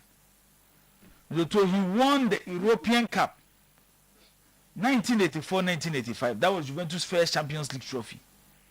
That penalty now Michel Platini eshe de momo at the Stadio Hisel disaster ne bae no. Enunsin enkonchen Marcello Lippi Zoto has won the Serie A 5 times. What was the Champions League no one? That was 1986 when Juventus share Ajax AJ Champions League final. Mas Allegri AJ Champions League ni 6 times. 1 with Milan, 5 with Juventus. We about 2 Champions League finals. Fabio Capello Agi Serie A 5 times. 4 at Milan, 1 at Roma. And Kono de nebe 7, but because of Calciopoli, 2 now Ajiwo Juventus near Yifriho at the titles no Koma Inter Milan. But he won the Champions League the 1993-1994 season. Antonio Conte need the only coach in the history of Italian football. Awaji Siriano with 3 different clubs. Napoli, Juventus, Inter. Awaji Siriano 5 times. Zoto, Conte, no massive impact when it comes to European football. Asembeni. Adiana Conte. Arawu seme wom kran say. The last Champions League game. Na PSV sheni 6 Holland. And then ultimately dominating league. But to ultimate transfer or performance in the league when it comes to European night football. Yes, we bought Europa League final against Sevilla. Time of Inter Milan, but he lost to Sevilla. But we show the impact when the teams are coach or Domaji League trophies. Plus the co-renew or Chelsea. At least Kakonte any crown or more 1 Champions League final. Now confirm maternity. It is a Napoli ever European night football. No more coach ni Antonio Conte. So to have a problem kakra. Napoli were very good record against German oppositions. The last time they met Eintracht Frankfurt, it was almost 5-1. In their meetings against German teams, Napoli and Lusubi in Italy. Frankfurt saw their last 3 meetings against Italian teams on Italian soil. It was almost me. Etika wedi ato Napoli afem. But the big question mark is Antonio Conte nim. Ewo na enwumre game na ombebo ewo the Diego Armando Maradona Sports Stadium ewo Naples. Enye sa anka we e game a ka say produce goals na goals so na be sha anka say Napoli. But ye kan no so ye mfa konkosi say ena enwumre game na be ko so the Diego Armando Maradona Sports Stadium no. Yes, Napoli will win possibly maybe a 3-1. It was a game or more and a Eintracht Frankfurt bubble. But you need to call the Conte factor. How Conte has been bad when it comes to European night football. And in Siwo, Bayern Munich any club friends Paris Saint-Germain. My name is Mr. Tobe Jedia. European champions versus currently the best team in Europe. My name is Tobe Jedia. The European champions, which is the best team in Europe. Currently the best team in Europe. Why? What form of performance of Champions League no are the league? Yes, because and the fact that they've gone 15 matches unbeaten. 15 games. And it's not like 15 games, on their road to achieve this feat, no matter what. They have won every single game. And me counting 15 in which no club and I achieve with this season. And my maker said, Bayern Munich form no woman. They are currently the most informed team in Europe. Also, where your games Libya, either a better star, and as a player be underrated, a bit me, you know. And when I said the way fan, a Mikel Ulisse. Me wa Bayern fan me. You to a friend Balak. Or Soriano Pana or Fremia. As some more can say. We need the entire Dembele Aje Ballon d'Or, na Mikel Olise in GB. Tiesa Bayern former Mikel Olise Aje Ballon d'Or. Nam say, ah, na one am say Harry Kane beji. Was an asa born the Mikel Olise in Boche Dembele. So the same way but 2 million near Tanania we will debate about it. But those nights in the betray. Say na sem na walk no kwe woman. Say you mean the bini. A kwambe na faso stars. Games are pressure wom. Ujina park no so na utimi yi ho a. So to when you can say, hey, player yi die. Oduru ho. Game de bini PSG ni Bayern Munich na anwumre. Eto obi bia wagidi say Mikel Olise is underrated. Onya the hype I would deserve no. And then you make game at PSG and Bayern Munich kwa akobo no. Ese wo kire. People sometimes even put him in the Ballon d'Or conversation. Baby one or one. What's say? Baby one or one. Baby one or what's say? Like ne I mean Obi underrated, no, Obi overrated, no. He's good, but I think say akakakra. Kakana do Dembele more. Kakana dey. Oh, say also he plays well, but as a footballer, for instance, the rate Atujo say goals, and he don't make that impact. So Ballon d'Or. Balak Muti wom bijo ne makati mo no. So we dey man. No omunya happy and pe kwa se make can for listen. And when is that side you want the Premier League. You want go so mo football they also believe in what the Bayern Munich fans believe. Say he should be in the Ballon d'Or discussion. Okay, so he has a good season to do that. Because balance or form. These are some of the nights. And player kese bia yabo ni din wo football mo bia no. There should be one nighter when pressure will give mess with me you. That's all he say. He's not better than Vinicius. To put him in a Ballon d'Or conversation. Sana wono. Because on say Vinicius here be can ask him to.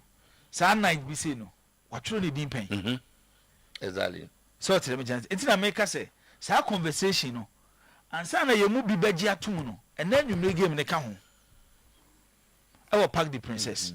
Now the game here didn't say PSG in their last 43 home games to lose just 2. Which makes it very difficult. By Man U didn't count. Okay. Manchester didn't count. United got show more. Who can Rashford more? Like me what? I count 43 and I'm here. Almost to say United would have. What's the overall record about? Oh, but when he said the last 2 defeats no money Bayern Munich. Before the Champions League format was changed to this new format, which last season, 2 seasons ago, Bayern show movement away. A gamer, it comes with a lot of things. One, the hurricane factor. Ken, in his last 10 Champions League games, Ashe 11 goals. Last 10 Champions League games, Ashe 11 goals. If there is a player to score for Bayern Munich in the you cannot count a branch offense hurricane out. PSG on the other side. So what show more games on my bar?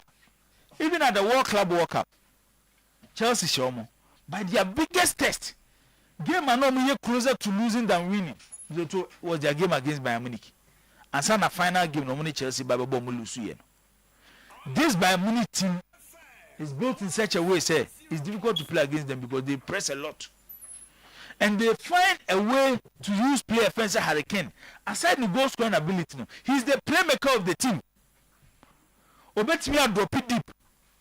It's some of your defenders you will not find hurricane to defend against him. Sometimes Obebo even as a midfielder, third midfielder because Bayern Munich team the boy in a 4-2-3-1 system. The moment a hurricane be move into their 2-man midfield, Obe join Amana 3, Kimmich and Pavlovic. Omo front three shift to a flat front three. Luis Diaz, Olise, and then Serge Gnabry. Yekan. This is a teamer. Musiela Kwepra. After no has over recover. It's looking at this Bayern attack against PSG defense. Last season, we demonstrated that we are very efficient, especially their fullbacks. And with their 2 central defenders, Pacho and Marquinhos. Their combination last season arguably was the best in the European game. No, the Champions League. No, it's way a gamer, a fit for a Champions League night. You cannot miss it. It's not about Mizoto what these 2 clubs are achieving, but the coaches Nimienu, company Luis Enrique Aye. Aside the no, players are at certain point in their career they were not cherished. Jordan no yebitia. England near Pamono, Wolves. But when we talk about the best deep line playmaker in the game, we talk about Vitinha. This is a proper Champions League game. One the really, and no a man here thing and you know. But I don't think it's a game Bayern Munich will lose. Their worst will be a draw. But a gamer a possible say goes baby. To be on the safer side, no. Yanko ABR over 2.5 or Bayern any PSG game no. Kakrebi on Real Madrid ni Liverpool game no. When you say Real Madrid, in their last 9 games, England and Shedan Kuiza. In their last number, we need 2 pay. Real Madrid. Okay. In their last number, we need just 2. Omo against a Liverpool team. So two they are struggling, even though we knew last league game against Aston Villa. But when you watch the Liverpool team, and you remember over a bit me see because Ubia or share Madrid and the Barcelona game no. And when Madrid approach in the second half, when Madrid decided say on the corner the medium block, hit Barcelona on the brakes because they can rely on the speed of Mbappe and Vinicius. That is how teams are finding a way to punish Liverpool. Uwe teams so amuni Liverpool abo na mzoto players omukura compared to Real Madrid players imi no say we dem so ayima mzoto mo asomra ha ma Manchester for na nyima no nsi bone say mbuambo eni kunya edo mu speed e punish Liverpool. Just imagine Mbappe and Vinicius.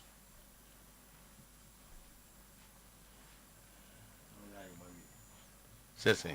Ozay. That's it. Timi chese na enwumre game no. But what say Vinicius ne Mbappe ne some they are better than enye yi for argument.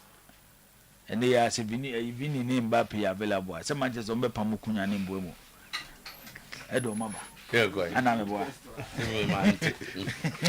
It is not like with this argument. Oh, man. What you argument? Vini Mbappe Kunya Mbuemu. What's that? Oh, wait a minute. A game both teams. Me, I know, Mammy, Mr. Some Mbappe will be a team behind Mbappe. Team man or Mbappe on the team. He's better than anybody, including his team players. Why? I just said there's no argument. He's better than everybody. We also live in each The emphasis on the match. Vini there. Understand? Today, Vini. Hey! Today, Vini.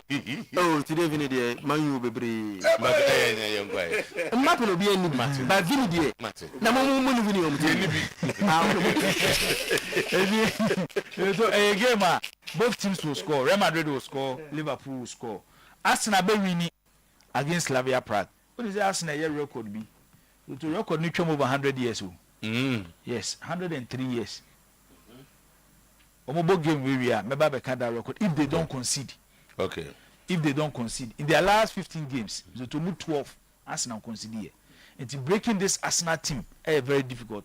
Among for class that take Kase Gabriel a contender for Premier League Player of the season. So far, there he's been one of the best. And reason will be about how solid that Arsenal defense now. It's a game Arsenal will win. Atletico Madrid and Union Saint-Gilloise. Atletico Madrid will win that game. Bodo any AS Monaco go both teams. Bodo will score. Monaco 2 points. Surprisingly. Yeah, they are not doing well in the Champions League. They are not doing well in the Champions League. But new one by they are not winning. Juventus in Sporting CP. First Champions League test as Juventus coach Edema Luciano Spalletti. So Sporting CP some lose game or a Portuguese league this season. They are doing well. And young got double chance for Juventus. Maka Liverpool ni Madrid game see go both teams will be abeshe. Olympiacos ni PSV Eindhoven. Double chance for Olympiacos. Paris Saint-Germain and Bayern Munich over 2.5. Tottenham Hotspur and FC Copenhagen win for Tottenham Hotspur. It was our game. Okay, Tottenham we are weekend. No more about Manchester United. I'm not so Thomas Frank said. I say now there's a Saturday. Me say the best Manchester United will get for money. Nottingham give me a draw. That's how unpredictable. We have been consistent. The problem with Jibo is that season is starting. He has not predicted that we will win a game. That. Oh, sir. Oh no. We have all the recordings. Every day they win. How many matches? 10 matches. Every day. No, they will win 5. How much win you say? 5. Oh, you not winning. All the points was 17. 5. No, 17 means that they've won 5 and drawn 2. How much lose 3 matches? Well, I'm telling you. United lose 3. United don't win though. No. United only lost only 3 games this season. They lost to Mami Arsenal, City, and Brentford. That is only 3 games. And I'm about draw say. I'm about draw 2. Draw 2. 1-1. Fulham and Nanu. I'm going to 5. I'm match 1-1. I'm going to say Liverpool, Chelsea. Sunderland. I don't draw to Nottingham Forest. I know none of you. I know I can't. But you only see the one. So I said, train. You like one to 3 games. None of more 17 points. And I'm only 17 points. I thought 17 points. As a judge, do I know him? And they are United. I don't know where we are. United. Yes, that's the record. Yes, so be back. I say, ya can't some at home. But not all 17 points. And I 7 points, they may count once. Let's say if you win 5 matches, 15 points and more. And I can say you have 17. 17, and Manchester United, they won 5 and drawn 2. Also Sunderland, Burnley, Liverpool, Brighton, Liverpool, and Chelsea. United, you can say lose. But United won all. Sunderland, okay. I say Sunderland for on board. But you may say, money, Jack has seen no more emotional match at Ghana Jaka. Yeah, that's what I started. Young Joshua, our hand on our face. But you know, I'm not making home. Philotimo industry. What about what the philo? Brandon fat. Na de woman no abusia e chep how ni nyina no ene se yes we and abronya no ye di adie na hwe hye pro pa se wunya na mo na de gu mini mu a nyema ekoyie furo ndi e no metu kwan ba na just ade asa na be dabi mi bedu na me se mo fa hye freezer hawa me ba na vanilla no oh timi se a chele be di gu mini mu guna me ne di biem me na me se good to go na just mada e filo milk no and abronya ye di adie ni nyina ne se protein no mo be ye den calcium vitamin ni nyina no ya pro adie gum me kan sa e bo digest enyewa ten tafia ma system no etimi aye strong enfie bia wo mu no wo be hia lactose wan no which means yes it's good for suitable for all ages me kan sa ne ma ka so we dia man down so no and so wunya na wo ought be na wa ya onkopa no da wa mi pam gum ke bi pam gum no hwie kakra na dia ya so muduro conflicts bi galsokens bi even whiskey wunya kakra na dia ewo mu otum say yes taste no aye differently ni nyina no aye feel milk wasam and american you want wheat vanilla apple and strawberry ni nyina no abusadwo ba ku ya and aye 0599 990097 0207 939 968 number simianu wunya bia filo ababwa na so nya bia ton atemfa so pewa ni nyina no ene se bosomtwura bank abusua ya pempa su ko banya bresei kaka na wo so atiatiminya no ya fa yukosie ho sanse bank de odo ho bono a kwesa ne hye no kama tena maka cho se yabo modern savings account current account fixed deposit sanso na susu savings account special accounts no so ho joint account and the kiddie account me madie no ehia ye pa some go come ho bom no die loan die oh and to cry find zalom see ne die amount loan micro group loan salary loan your agricultural loan and the business and commercial loan ni nyina so ekaguo adan na ma contracts ba bia the head office no ewo so ho na wontumi emma babia wo no ebi bel ni nansa tonso agogo jache kokofu trade ahenema kokobem adwunase abuakwa atonzu bokro yawaputo ja mazi afiakobi abinchi market ni nyina no odotobri anasa bosomtwura bank abomodem atumi abomodena cheta ho no mu a obomodem afrain 0508 642705 0508 642705 yes expert in unit banking not just bosom chesem and American stamp no team so e dey ma wo say eye numero ono fa ho ebono Pepsodent charcoal and Pepsodent herbal toothpaste ni nyina no emu bia ba yusu bia no adwuma pa na ekobo wo sinimu ni nyina say 25 years ni Pepsodent egusu te so wo di adaye e wo Ghana ha in terms of anopa na anwumre obi atwenasi a either so ba yusu Pepsodent charcoal ni nyina say no ye the fluoride and ye the charcoal lemon no mint na zinc no ye the fry and do twu osia ebo modern boa na kaka bia no entumi anyaw wosan so ya fita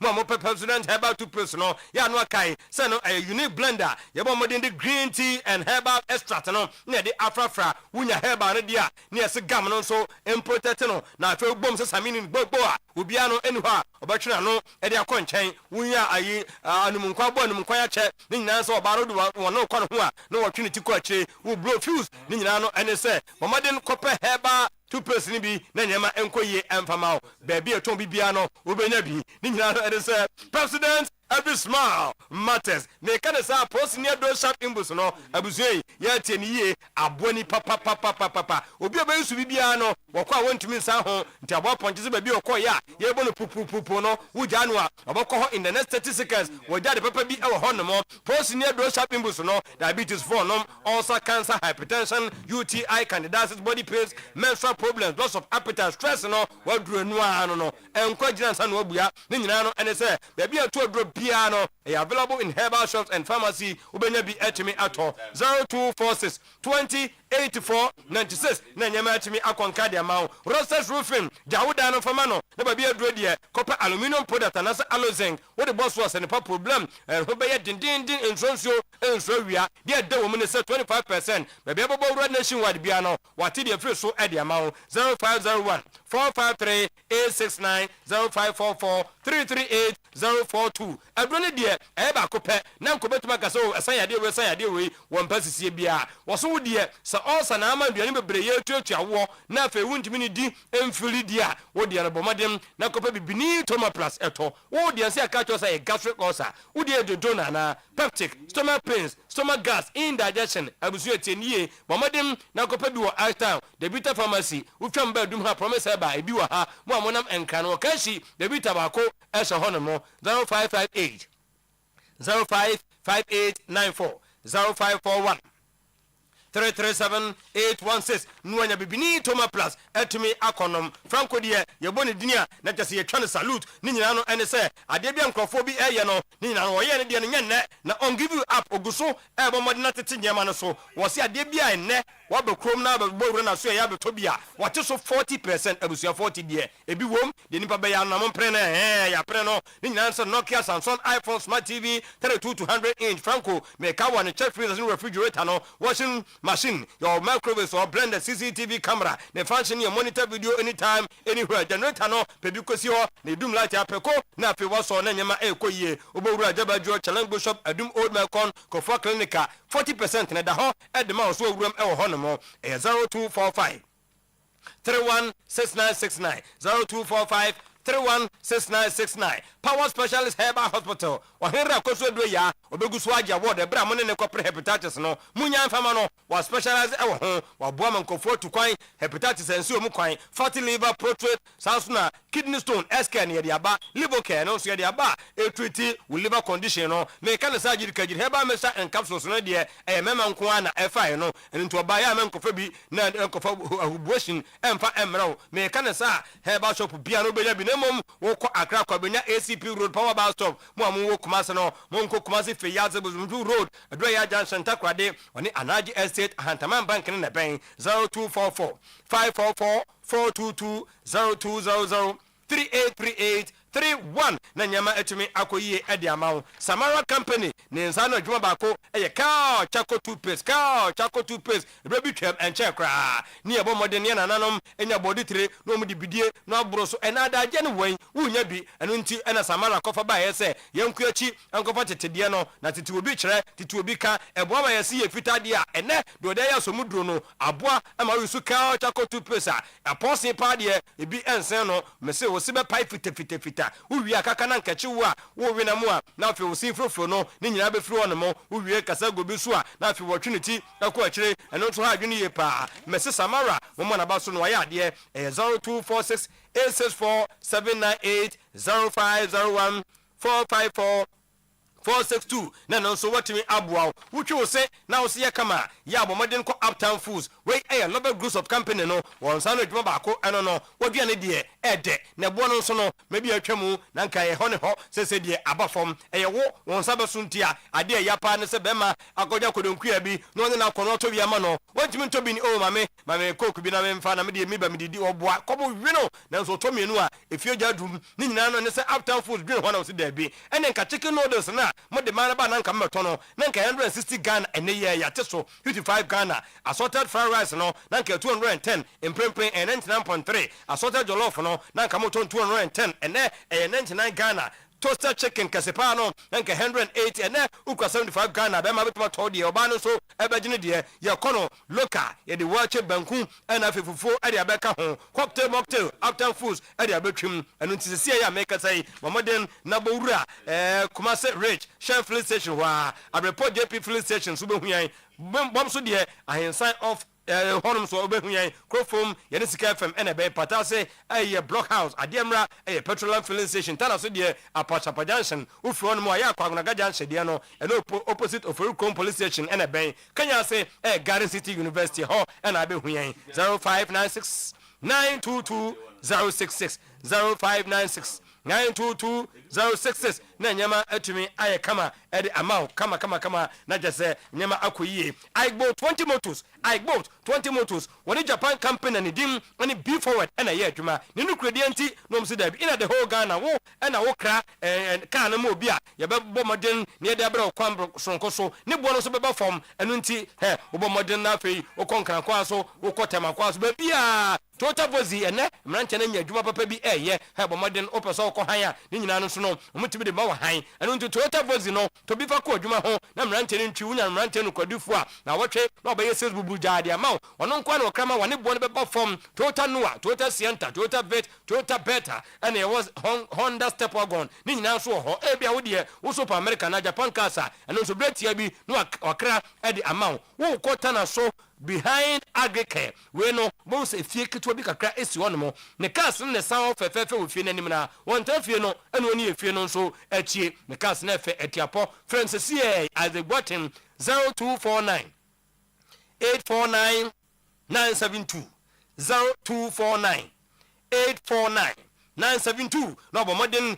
etimanya cars papa bi e de adu dwuma bi a opeso edie me kowie awo Anglican University College and Technology Kumasi and Nkranza campus ni nyina no ene se courses no ene ye kama ye wo BSc physician assistantship ye wo BSc nursing BSc information technology BSc human resource management and afi BSc general management and also obi e ho wo de wasi anase SSC ni ba also we credit pass A1 to C6 for WASI Sansuna AD for SSCE better in 6 subjects including core subject English, commerce and aggregate science and also integrated science so what ba e bia e kama ye kana sa general certificate in the education dia no GCE advanced level and also so nya 3 pass suku now the eba high national diploma no HND no qualification no now so modern na for graduate in HND certificate at least 2 class division and also bomade na yere nyina mature entry there also yeah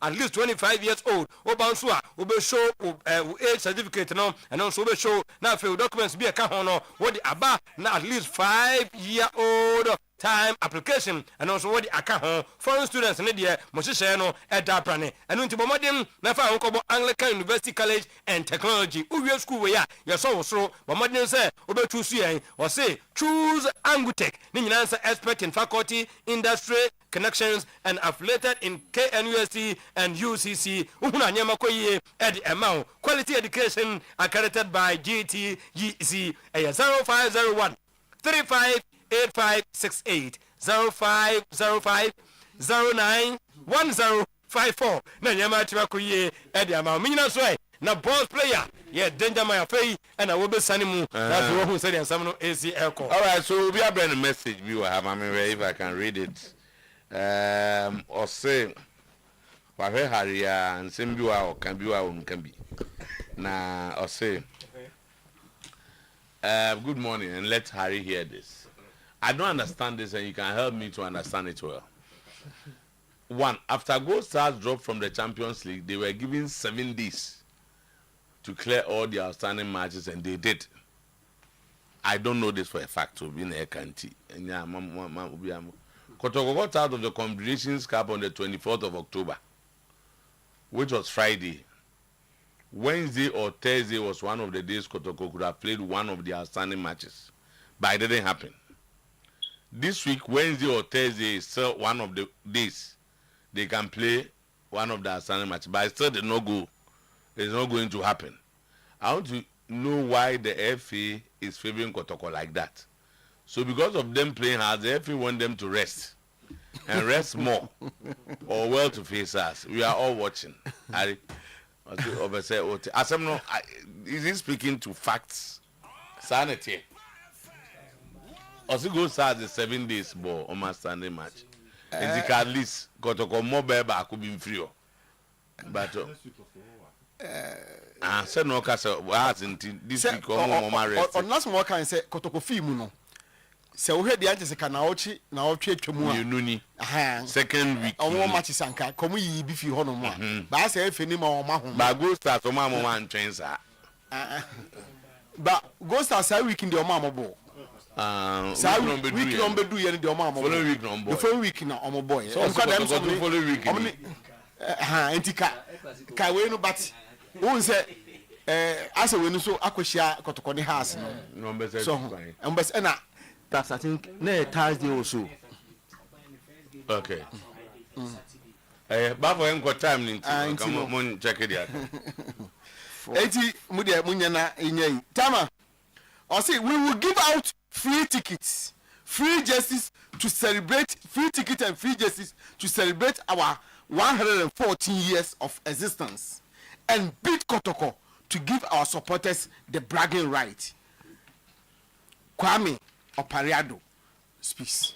Apart from the fact that it's a Premier League fixture, but you have to always make sure that you're bragging right and the points out there, you fight for it and you do everything for it. It's our anniversary company for any man. You have something valuable to show. And of course, I feel also, want to demand supporters in here. And then you know, never be reward our supporters. Every more jerseys, more free tickets, free jerseys, and all of that. That is part of that. Because it's a time to celebrate our anniversary, and it's a collectively, then I get involved. Celebrate, if we do on the 11th from, if it's not, I say, collectively, we'll be here in the Chefano. At the public issue, we'll buy it, they will all celebrate it. Tama, we know, if you know, and we are supporter, utie ya bit menya free jersey, bit menya free ticket. Na kosia dance so, o ma san so e de egu Kotoko so. Na fi no we ha supporter wona mo. Na fi wa mama wa betri so. Na je say 114 years anniversary no. Etimi aye kama. Aso so anu. Na Tama mpacho, no deal, no January moves. Samba, Abro, and Kamara are staying put. Players reject new deals and sale in January as Kotoko. Profit dreams put on hold. But Peter Aminu Aqua agrees to go if the deal is okay. IMC sits on tenterhooks.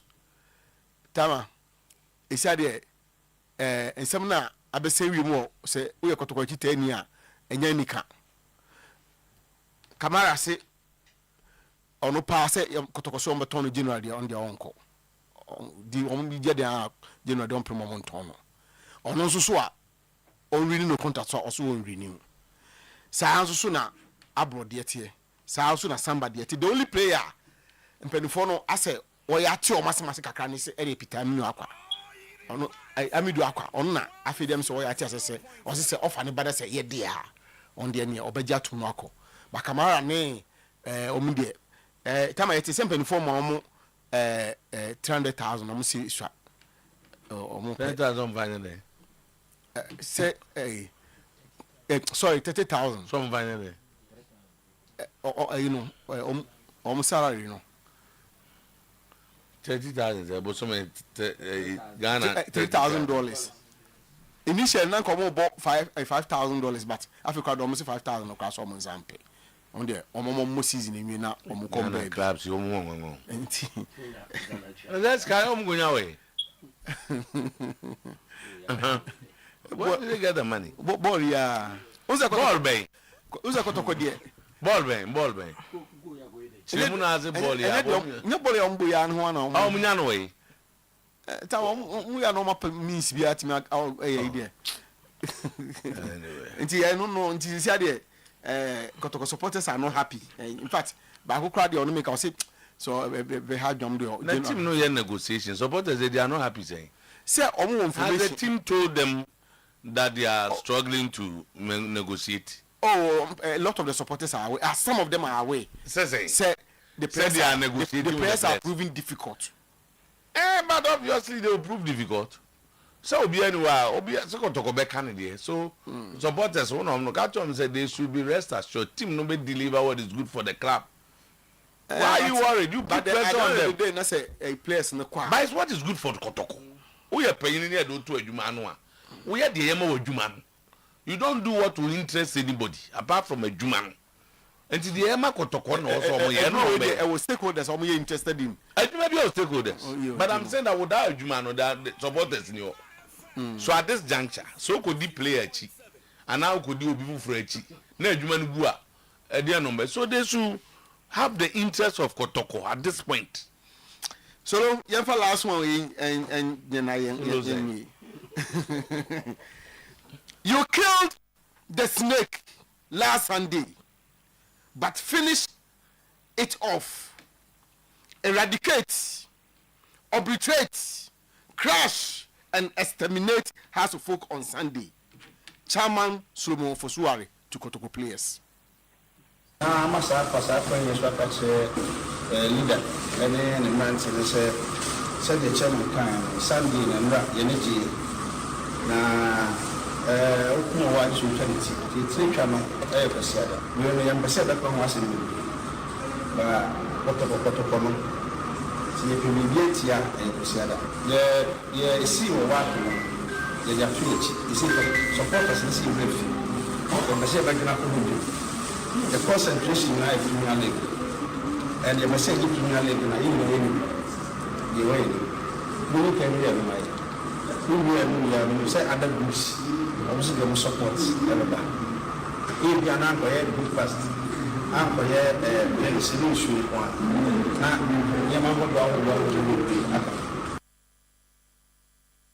With the now, no question that Kotoko, it's Michelle Carrera 4-2, and I chairman solo, and I'm say from Kotoko Cops. Many players no could eat breakfast. No say we no. Next time I eat breakfast. And lunch. If you not could be because now some person be because they are. I'm going to breakfast. Some say breakfast they be would breakfast. We no so how many players no could eat kakra breakfast me there. I'm away. Baby I want to know. Enra. Into me no say o show mo say. Wo wono de mukuno na no kwesi ada no. Wo ne Karela no. Na ni tina susu no a ebetimi onyane ahwa no asan beka no kwasi ada mo konkran mo kotwa mfiri so that's be afa na samanko jambe so sha share my because I want to present me ten year maybe I say about breakfast this animal chemu kakra a place now omo fie no place ni fie no and I almost say one breakfast ho no I'm saying one breakfast. I think this breakfast was paid for by Kotoko Cops here. Okay. Mama Diani Diano Pebia. And I will muka say and carry the ever final mabidi.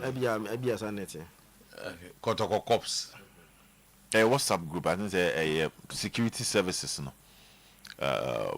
Security services for no more support to Kotoko. Various security said that's what I know about them. No go eat breakfast. No go eat breakfast. Tisana koye. Okay. Yeah, any ever call. Some no makasa am motivate you man. You say o meet me dey go from against house na. Ya ha ma bibi at me. Na players no so mo come asem so they only be found. Our contract na. Ultimately, I'll be surprised if Obeka say one you know renew your contract. Club nekas or ton Obeka say won't go. I don't think will be with me akasa then. No, because what I know is that as I took out the company for a try said they would say do baby I want kasa bet me a pay agents be no aboa no a pay deals number. Then because one you need to look at onward transfer. Then I say December 4 Tom Mukwala. Benya Kotoko ne Tom Mukwala ntino. Kotoko nyaka prem. So we have players no more contract ebe so na. The other area says so we shall not say nipa no extend the contractor. Any oton na kakra bi a wo beje no. Na ma wenya onward transfer when the player in case e bi a ton. Which is a good idea because Mukwala could free, Lamte could free, Fede Kasai could free. And I had the more man IMC Nankasa at the point decided some more changes or terminate your contract and grab a camera. A baby, you cannot be repeating the same thing. So it makes perfect sense. Say Kamara contract be with summer and August now somewhere stand there. January beton. Samba say be August now somewhere stand there. January beton. Peter Akwe be beton. But I'll be surprised if player Becca say I will not go. Meaning how a year Jumas have. But the player can say, I want to end my contract. And I'm a tone. So, what I know is that players no, they do say I won. Also, why extend the contract no free agent? I'm just signing on fee, which sometimes is huge. Because club need transfer fee. Normally, we signing on fee na I be club work back as on sign on so straight away a salary. But so signing on be free, I be just sign on fee, and sometimes players need close to $20,000 to $30,000 US. So the point I want to make, let me be honest. When a player enters the final year of his contract, all they are wanting in our command. So moving forward, no, by now, this seems to have been done. But I mean, it says so from so or mobile manager, and before you realize there's a match ahead, and to allow the person to play. But I'm saying that, but at this time, Obia Onyena Joberi new contract biano. He shouldn't be in your plans. Yeah. Nipano. And yes, I man mobile. But planning ahead in film. Like if say body a born year on your season after season. So I get your point. Those people you plan ahead of them. You plan without until you plan without them. So you will be more home better. You will be more also more content about. You don't say more I come asem no. We do more content adding. You will be more the reason for not even renewing is then you also a snobby team no. Figures of body making sense. And now feel so crowd the attitude near the sound of one place no master. Sound of one you're careful. What do you go to ground done and yammy? But you say place no master. Among share them put to the attitude of manner I clear to use on extend. Oh, you say place no what need you more bonny ye. Oh, friend or beba. Bobeka so de more farmer me. Oh, okay. My response. Obitia so how can person me trust and say last of Duku Bekacha Samba say over so Tanakot the rest of his career. But bro 6 months still on extend. To be our sadly approach now players ne fano. On money look like Uba when him kakre signing. Ebi abo $3,000 or so will be a Nigerian Common started last year. And it was started because time allows us to do Kubekai. Ninya started this season. So about the rest. Yes, Ninya started this season. Tebi a worker 3,000. No one can be a bear 6,000. Tiax a wood jina be jinaha. Into maybe a wabo and him 3,005. Into a bear was sad when you beban Honson na. Of course, they've moved away from sir because we also are snobbish. No man here clear so extend there. What the met me a tranching. But Obama to be Jiremua. I never training first, but our general contract new one. Sanity. I think I agree with the IMC. Players no also. Ablo can home. Ablo de this year. Samba de this year. Kamara de this year. Peter Akwa de this year. Peter Mona Zach Mona born no more pa inti. Untimi kanza mi team had the sign contract less than 5 years. 5 seasons. This age, and they said they go for you. How the engine is out. No, to last week, I just had no kofana. Ubu after what's a whole time after 1 season, over say Wabokagu, or better them few. So do you improve the scouting strategies? Oh, none of say it is a Kotokoso per strike a meeting. You see, that's a problem. Baby, you monitor 2-3 seasons. And some decide. And some decide because you have spent 80 million pounds, 60 million euro. That's why I said sales goes in the Uncle Fano. Your whole season back, they look at your temperament, big matches. They watch you when your team play the big games. No man, but where they are. I said sales goes the Uncle Kumimra. Mose kumi beba no. Na Se bia kumi goat ni e bia ni. Owo say ya tena ka se nkese kotkose no.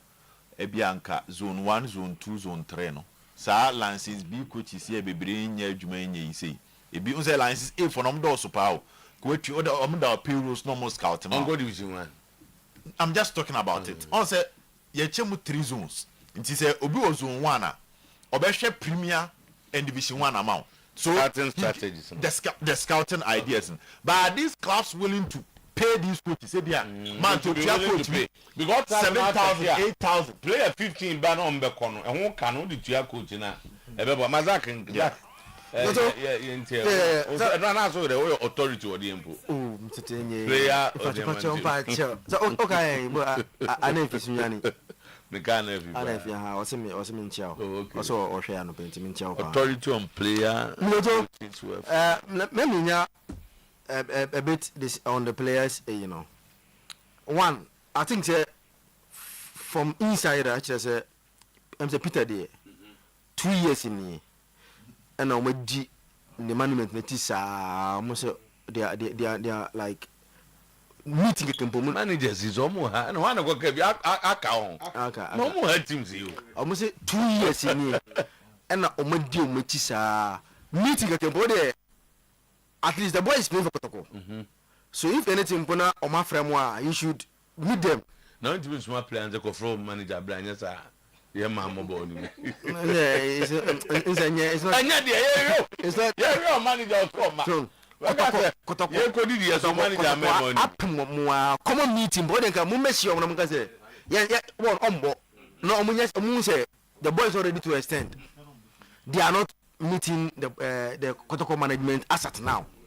And see, Kotoko na fan say based on the attitude of the management, it doesn't look like the boy will stay at Kotoko because my agent said, boy, I'm going to put my negotiation. Be a boy, I'm going to baby, I'm going to and see the boy, Peter will be very difficult. He will be a Kotoko player at the end of this season.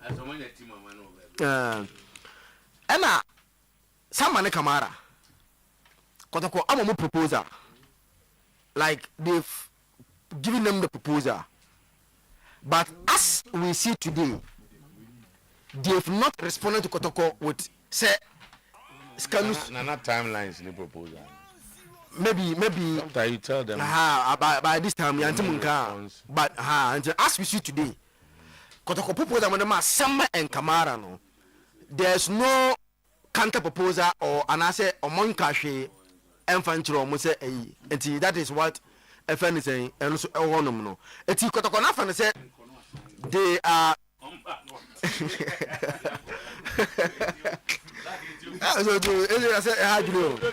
It's the Amafan said, baby, Omujana dear. Sir, 2 boys in Sono, Amusha said they will listen to them. And I said, almost a bet shop, Amakotoko said, Abia, Yansuyadi. Now, Kotokono, I saw discussion. And see, for now, dear, I think that they should listen to the network. There should be some timeline. Say, ABR, at this date, Yantamonka, Yadi Afan say, we are not ready to come for any discussion. Yanso, Yafa, Yanso, Yamajuni to move on. Now, I'm move on. And let's see how all the discussion will go. I think Kotoko should be very firm and take a very firm decision on this boy. Say, at this stage, Yantemonka, we are going. Oyerepa